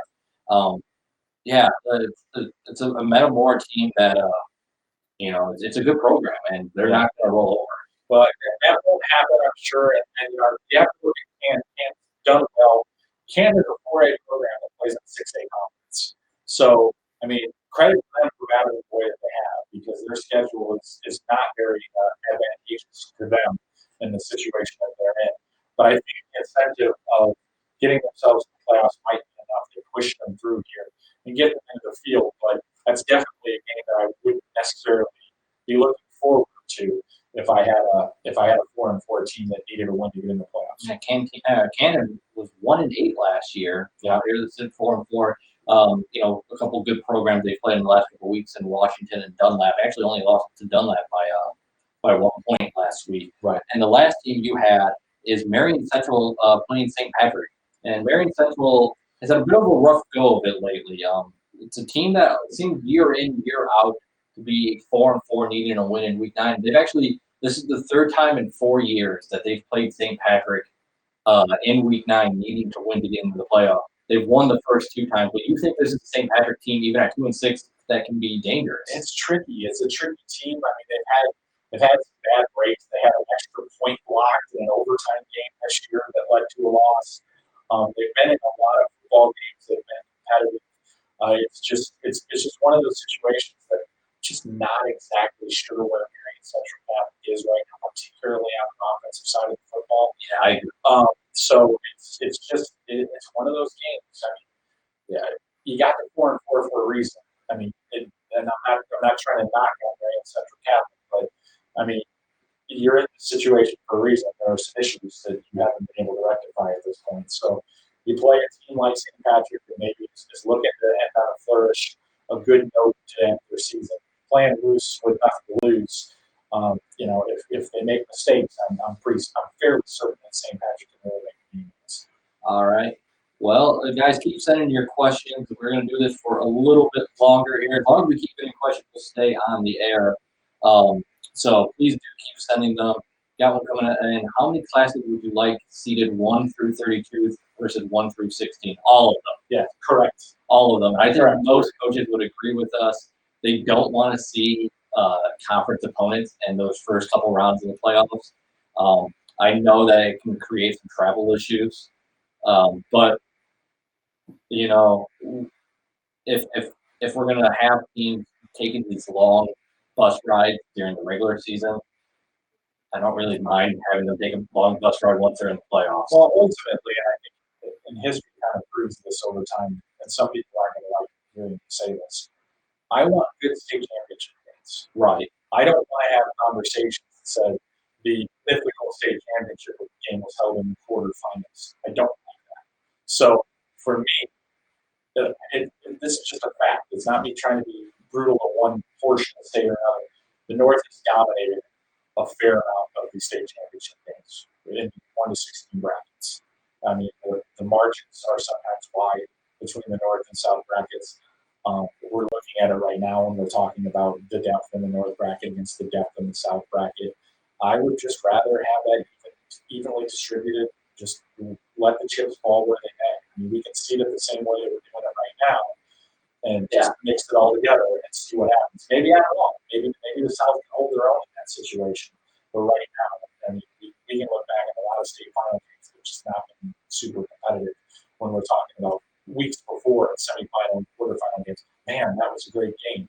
That game probably should have been the state championship. I hear that all the time. Yeah, and it's worse when we know it's coming too. Like there's times I've been on the field for a state semifinal or quarterfinal game and thought to myself, yep, this is actually the championship game.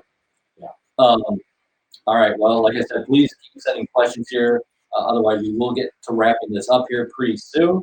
Souce, what else have we hit on that you think is worth mentioning?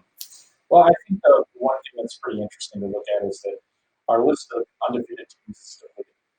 We're likely going to finish in the neighborhood of around 30 unless there are a couple of upsets that happen. And what that means ultimately is you're going to see a lot of brackets where you can see one-loss teams on very high seed lines, 1, 2 in some situations. And I think that speaks a little bit to the parity that we're having this year. I know a lot of people have talked about how there's a lot of good teams. We don't know how many great teams we have this year. So I think that's going to lead to some wide open brackets and some situations where you're going to look at it, you're going to see a 6 or a 7 seed that maybe has 2 losses or something, and that team can make a run because that's just the way that the bracket is trickling down. Question here. Can you guys look at 3A South? There is a 3-way tiebreaker for seeds 2, 3, and 4.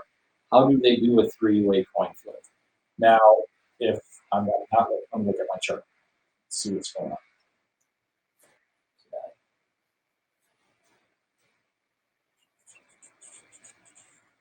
Still pulling those back up. Yeah.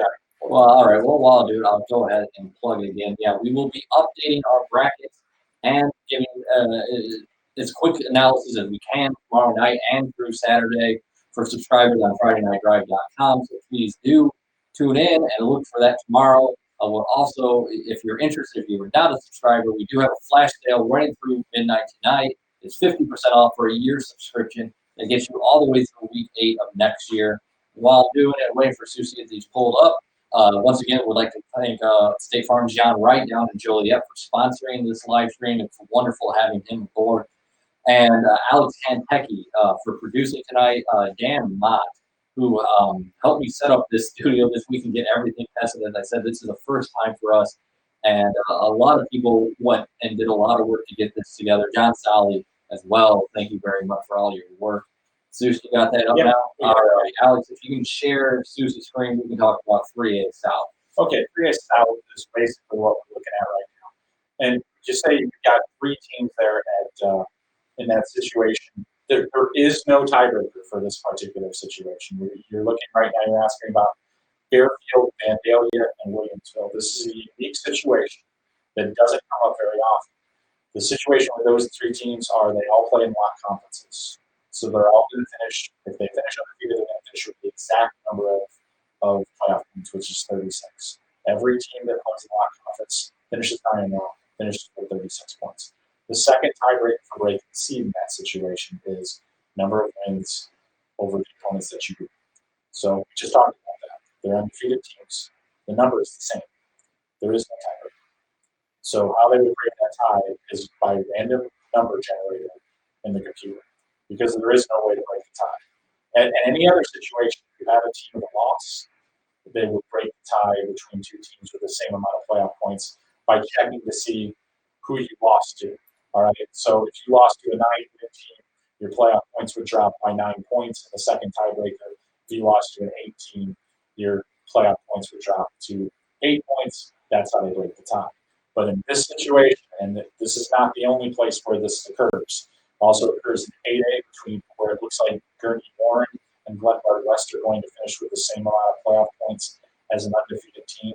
So it goes to random generator because the second tiebreaker is playoff points of the teams that you beat. So as an undefeated team, it's the same number as your playoff points. So there's no way to break it. So you have to break it. You basically are sticking it into a computer, and any one of those 3 teams in question, as long as they win their game tomorrow night, it's going to be decided by a computer. There's no way to tie. There's no way out of the books to break that tie. So this is a good time to bring it up. So when you look at Souce's projection, there are two things I would say there might be more, but there's two that stand out to me. When you may not have it 100% correctly, you're usually over 90% by the time we get to the playoff show airs on Saturday night. Which, by the way, I haven't mentioned this yet. Steve Soucie will be joining the IHSA playoff show Saturday night. They are doing a half an hour pre-show and then an hour live stream after. That will be available streaming on our website. We will have that embedded there if you'd like to watch that. You'll be on there with Edgy and Tim and Jim Taylor from I'm not sure exactly where he's from Geographic, but a radio station broadcast will be the host that. All right, so yeah, tune in. We'll watch Zeus and Edgy and all of them break it down. We will also have instant analysis of what the brackets look like, sleepers, teams that can make deep runs, putting that all together on FridayNightDrive.com. But as I was saying, there are two things. It's one, those tiebreakers you can't account for. And there's also, actually back when we launched Friday Night Drive, I did a story about how they determine the mappings.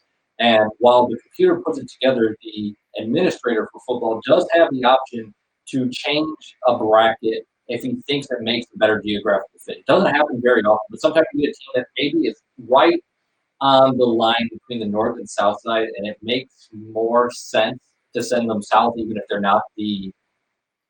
the more northern team, if you know what I'm trying to say. Yeah.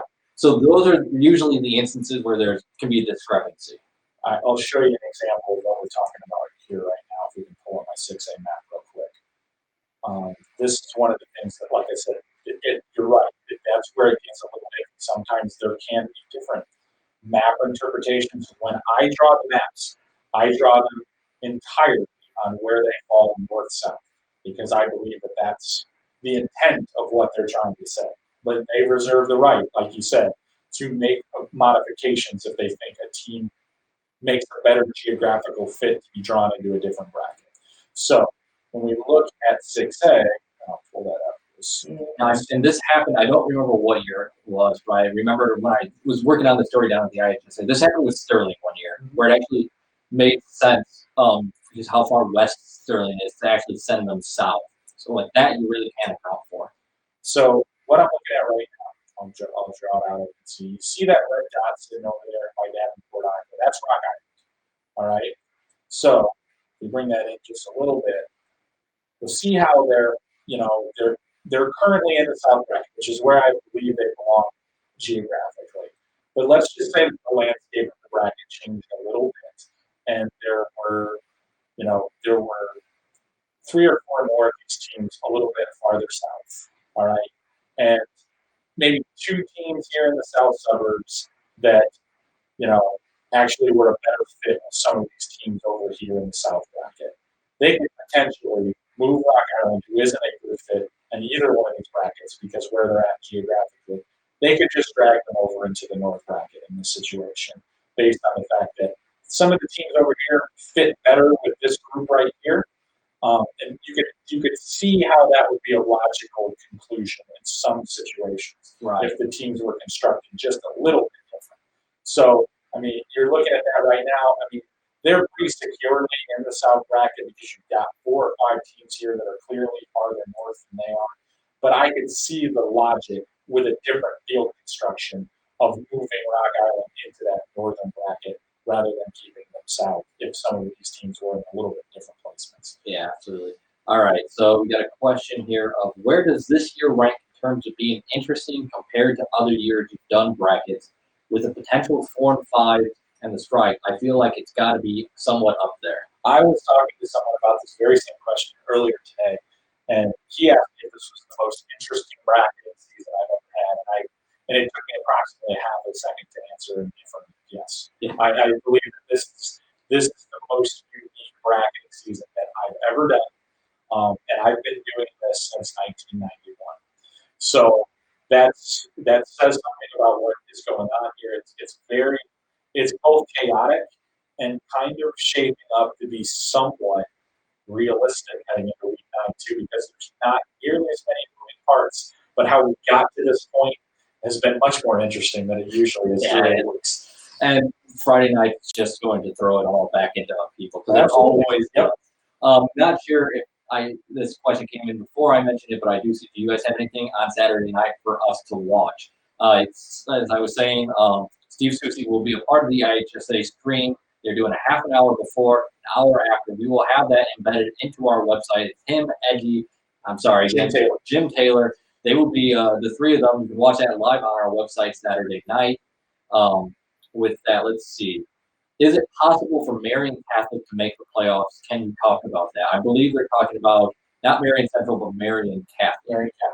Marion Catholic was helped very, very much by the fact that those public league teams were removed from the field. Yeah, because they have a low playoff. They have a low playoff point situation. It's been something that I've been monitoring all year long. I felt like if they didn't get to 6 in a perfect world, they would have a hard time getting in. But unfortunately for them, some bracket spots have opened up, and Marion Catholic will be in one of those bracket spots based on how things are going right now. They are not, by no means are they clear of, I won't lock them into a field position, but I do feel like it's a much, much better situation for them than it was, let's say 72 hours ago at this point in time. Yeah, and then, so they started 3-1. They've fallen to 4-4. They've had some tough matchups in the second half of the season, which we knew were coming. Playing Bennett, playing St. Rita. They lost to St. Ignatius in a close game last week. So they got wheeled this week. Yeah. You think Marion Catholic wins? That's what I think. I think they win that football game. And obviously that would get them to the win total that they need. For them, the key thing is going to be trying to collect as many points as they can out of the streak schedule. They're currently at 29 points, which if they gain no more points, they would be the last team in the playoff field. But they're going to get some points this week. So that kind of tells you where they're at. So if they can pick up, say, 3 to 4 points this week from this week's schedule, that would almost lock them into the field. If they can get up into the 33-point range somewhere in there, they'll be in good stead to get one of the I would say probably one of the last 10 spots in the field. I'm trying to pull it up here because this is a Marion Catholic program that in the East Suburban Conference, or East Suburban Catholic Conference, had a real tough time. I'm trying to find it here. Like, look through the IHSA database. When the last time Marion Catholic was in the playoff? 2010. Yeah, appears to be the answer. But they had not until this year. They're 4-4 going into week 9 with a chance to win and get in the playoffs tomorrow night. And they had not won more than 2 games in any season since 2011 was the last time they had won more than 2 games in a season. So a nice season put together by them. They're one of those teams where the merger between the East Suburban Catholic and the Chicago Catholic League really helped them. Yeah, I mean, my memory may be playing tricks on me, but I believe that they were, prior to the season, were somewhere in the neighborhood of like a plus 40 plus, maybe 50 plus conference losing streak where they had not won a game in league play. So obviously a really nice turnaround for them. If winning over Leo obviously would get them to the 5th win. I think it's going to be enough to get them into the field unless there's a lot of chaos from the 4-4 teams that are playing teams with better records that would push them out. Right now I have them, I believe, at about team 248, 249 and getting into the field, which is pretty safe at this point. Scott asked, are you going to post a link to your Google Sheet? No, that one, sorry, Scott, but if you're interested in seeing the brackets, and we update them tomorrow night, if that's what you're asking or trying to figure out, we will be updating those Friday night into Saturday morning as quick as we can.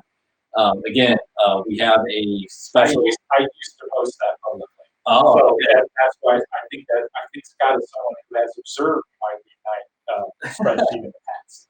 Well, sorry, Scott, but yeah, if you're not a subscriber and you'd like to join, we have a flash sale, as I've said a couple times tonight. Flash sale going until midnight tonight.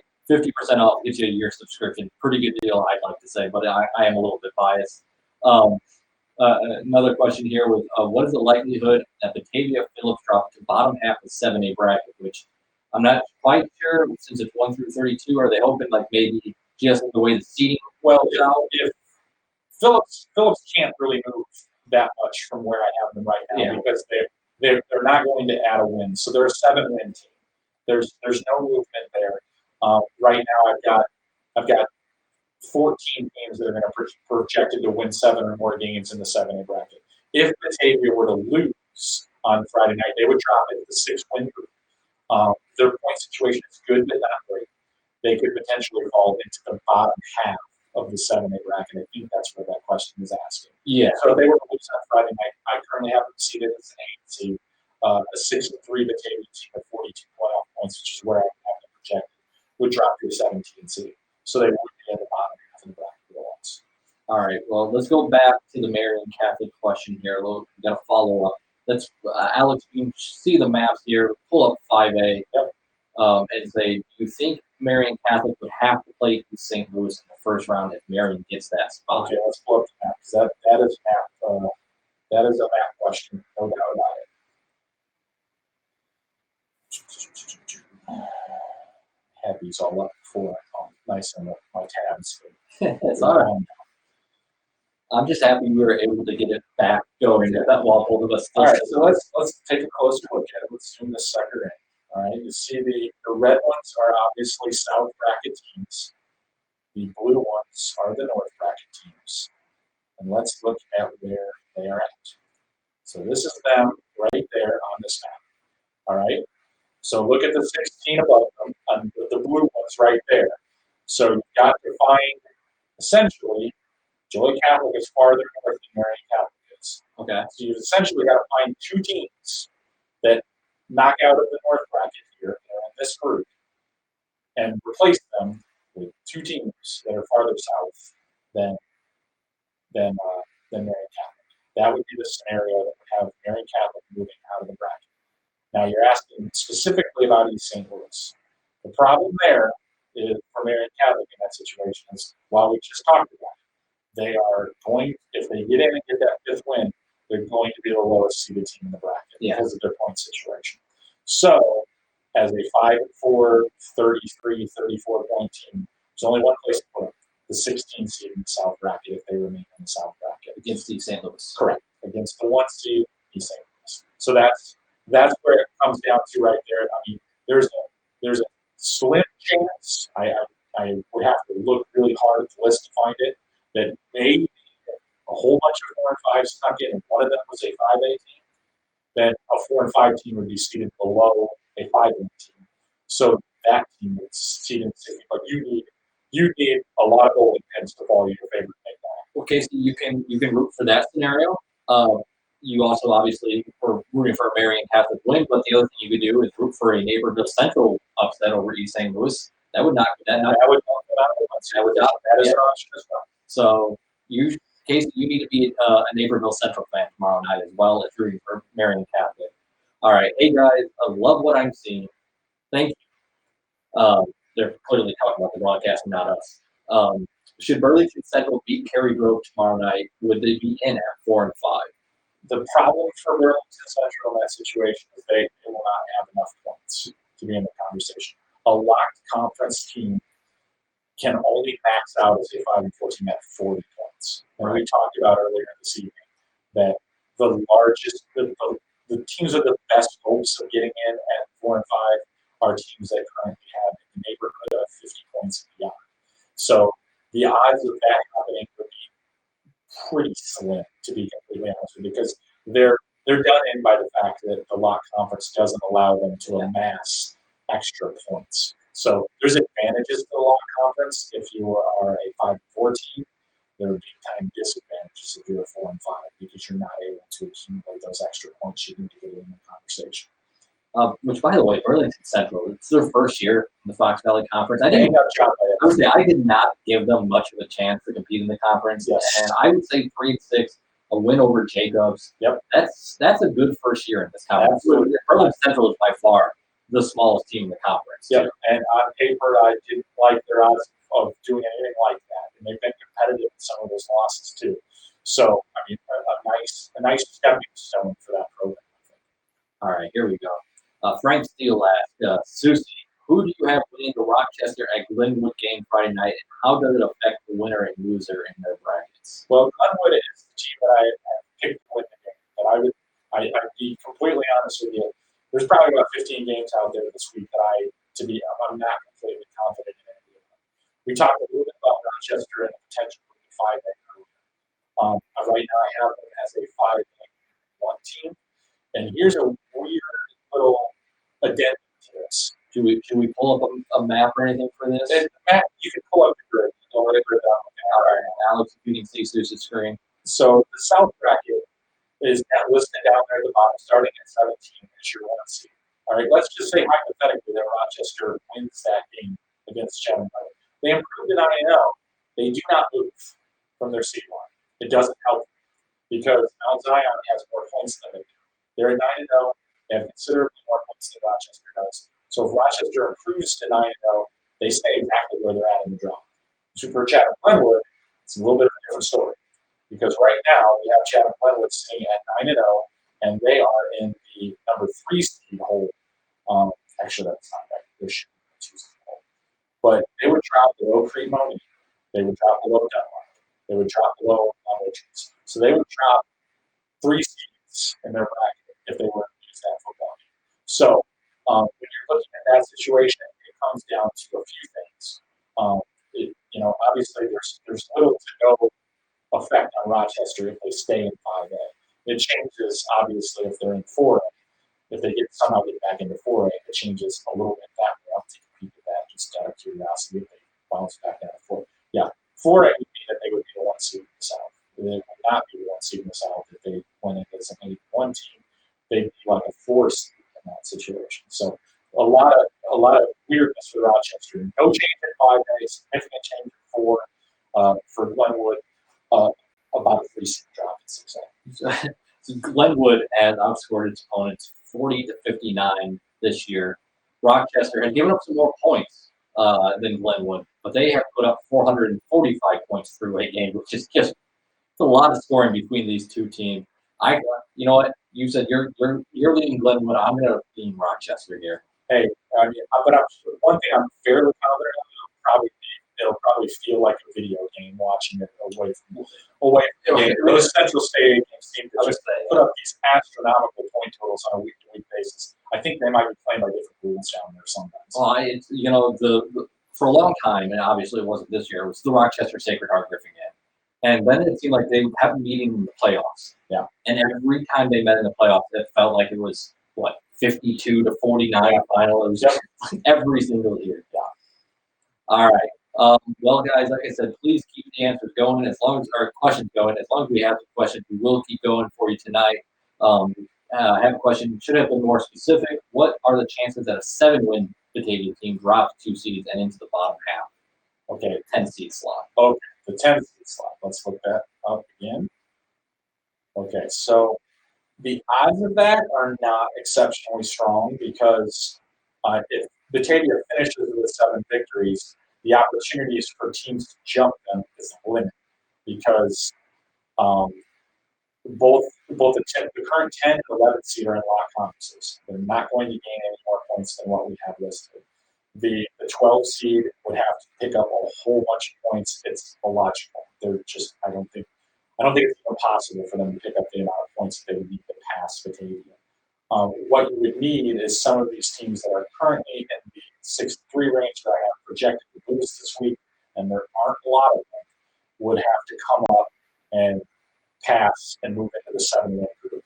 If they finish with 7 wins, where they're at right now, there's not a lot of wiggle because Phillips, the maximum amount of points that they can pick up this week, maximum is 2 because they played 2 out of Chicago public schools at the beginning of the season. I'm sure they're going to get one of them. The other one is kind of a toss-up. So Phillips can only go from 37-39. They can't pass Batavia. It's not mathematically possible. So that's if they're staying at 7 wins, the odds of them moving much differently out of the 8 position. I think that it would actually be more logical that they move up rather than down because there's teams in front of them. Maine West has a tough game this week that isn't a guarantee. If they were to drop into the 7-win group, they would slide below Batavia. So that and Marble Community has a game where maybe. So you could see more teams drop into that 7-win group and actually push Batavia up. I think that's much more likely than them falling down. Frank, I'll get to your question here just in a second, just coming across. Seems like things are slowing down a little bit question-wise here. I'll give you guys one last chance to get things going. And Frank, your question here. Sorry if this has been asked, jumped on late. Will there be an update late Friday to your projection? The answer is yes. We are going to be updating them throughout Friday night and Saturday morning throughout the game. We will try and do it as quick as we can. A lot of it comes down to us having to track down results. Yeah.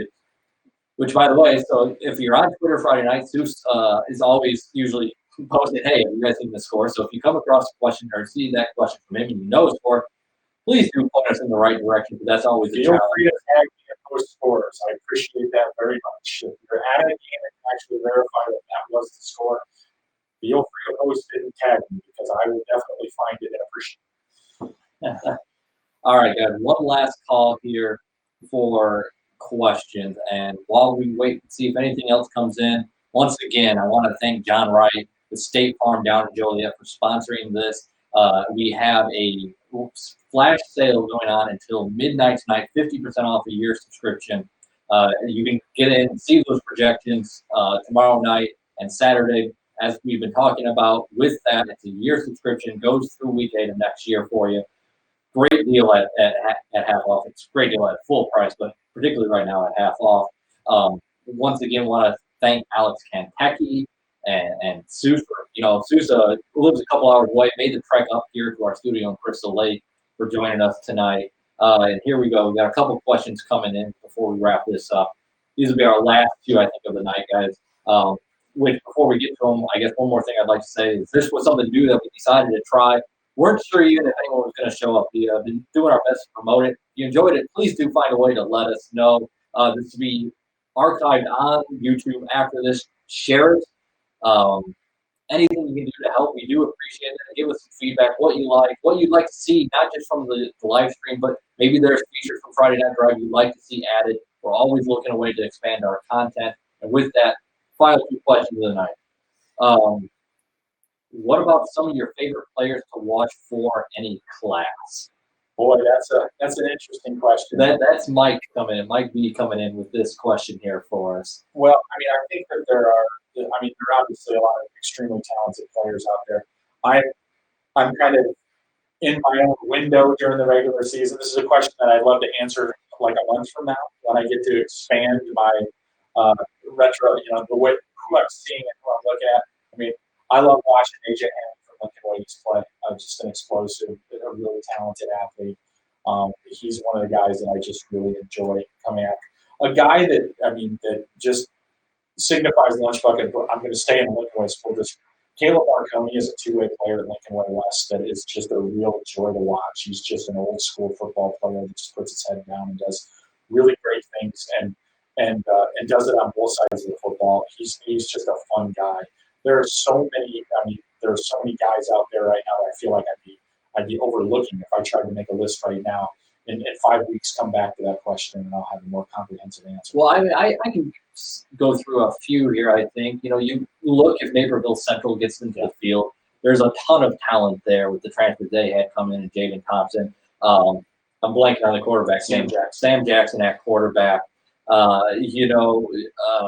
Let's see, Loyola. A ton of talent there. Perry McClinton out there at wide receiver now. JT Thomas at quarterback.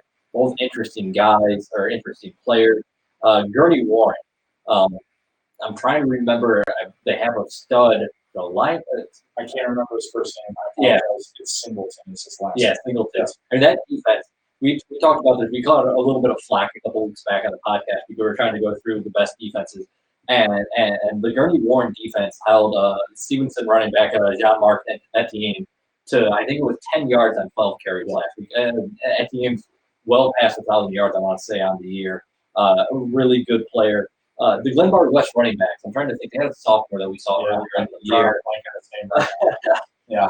That's the issue when we get past these questions offhand. When you're dealing with over 500 schools, and it's kind of hard offhand without really thinking about it for a long time.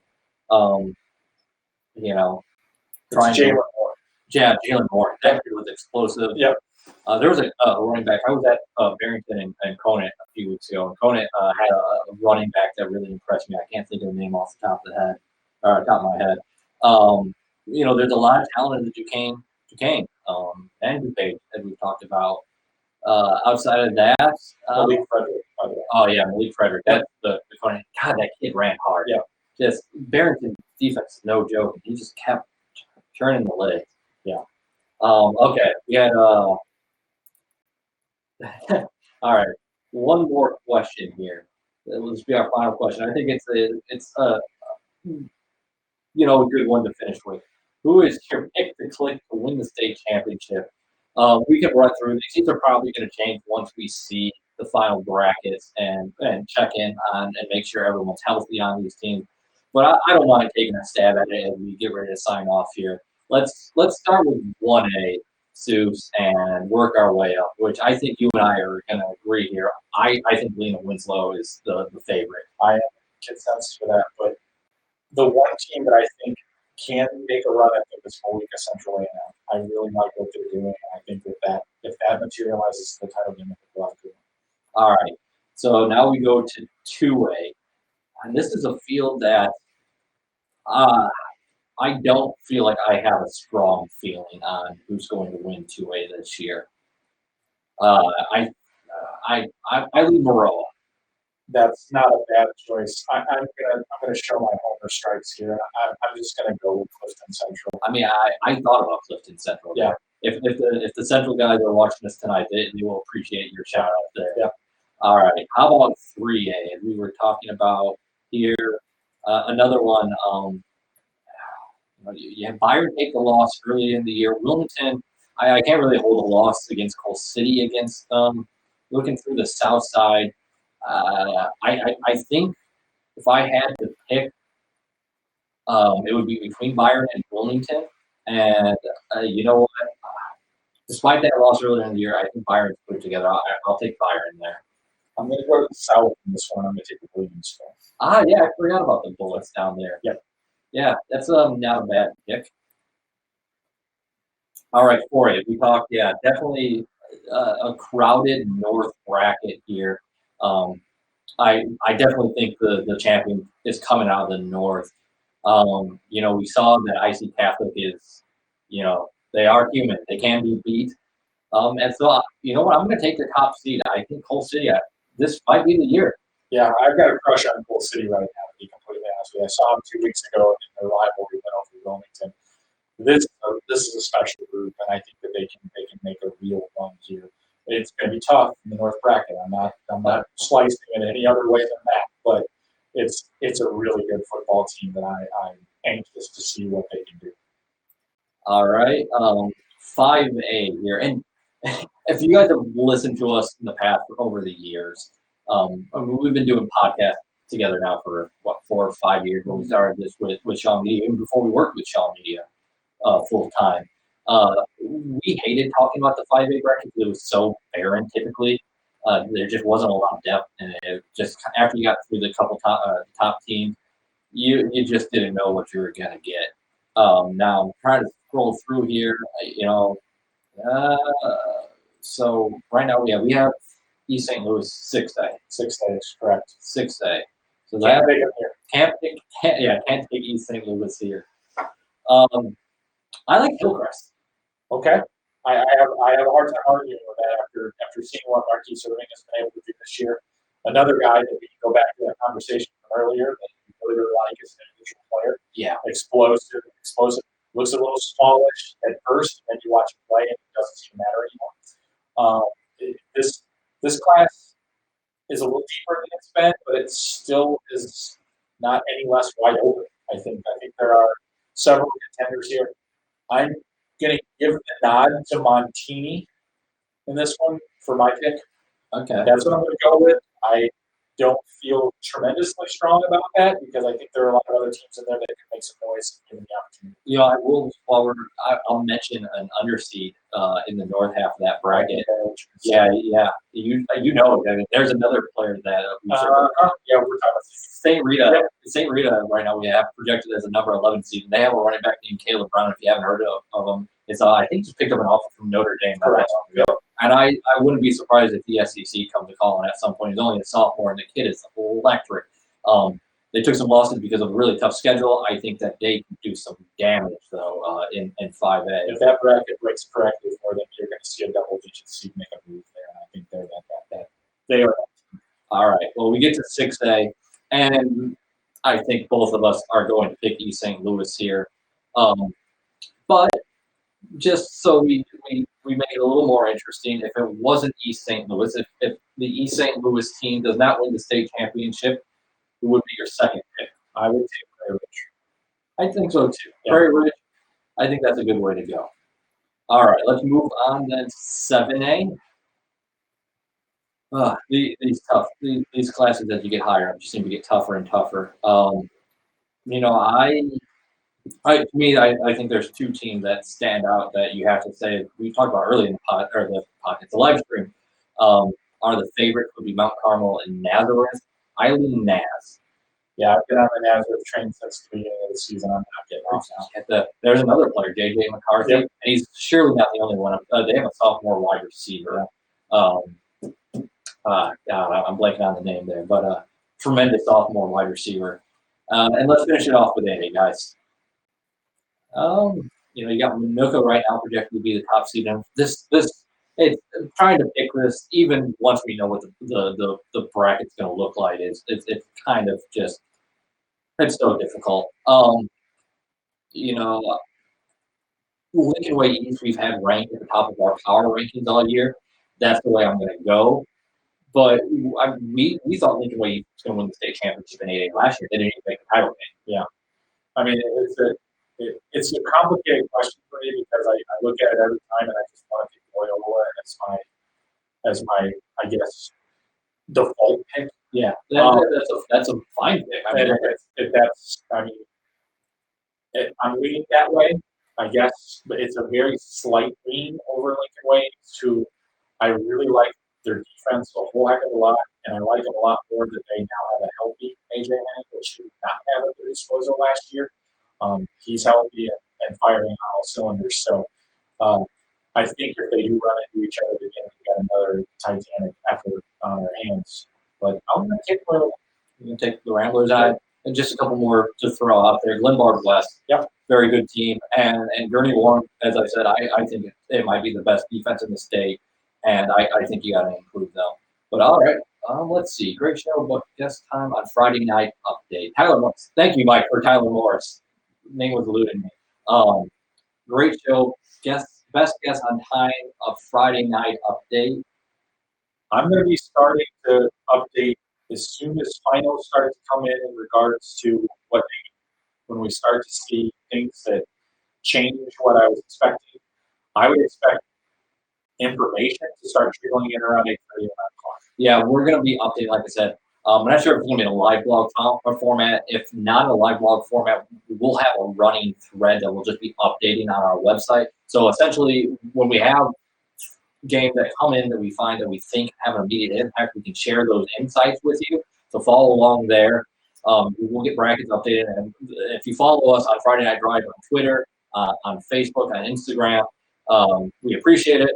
And we will try to get links out there when we start updating the brackets. And we'll probably do class by class, right? Yeah. So my guess is what we'll do is we'll throw out there 8A bracket updated and let you guys go from there and try and keep you going each night or with each class. But with that, I think that will do it for us. One more time, I'll run through some of this stuff here. I'd like to thank John Wright, State Farm Joliet, for sponsoring this. We have the flash sale going through midnight tonight. Once it's over, you can go to FridayNightDrive.com and get that there for 50% off. That gets you access tomorrow night and Saturday, and for updating the brackets and sharing our insights. I want to thank Alex Kantecki for producing this evening. Helped us out a lot. Join Steve Soucie and Edgy, and one more time, Jim Taylor.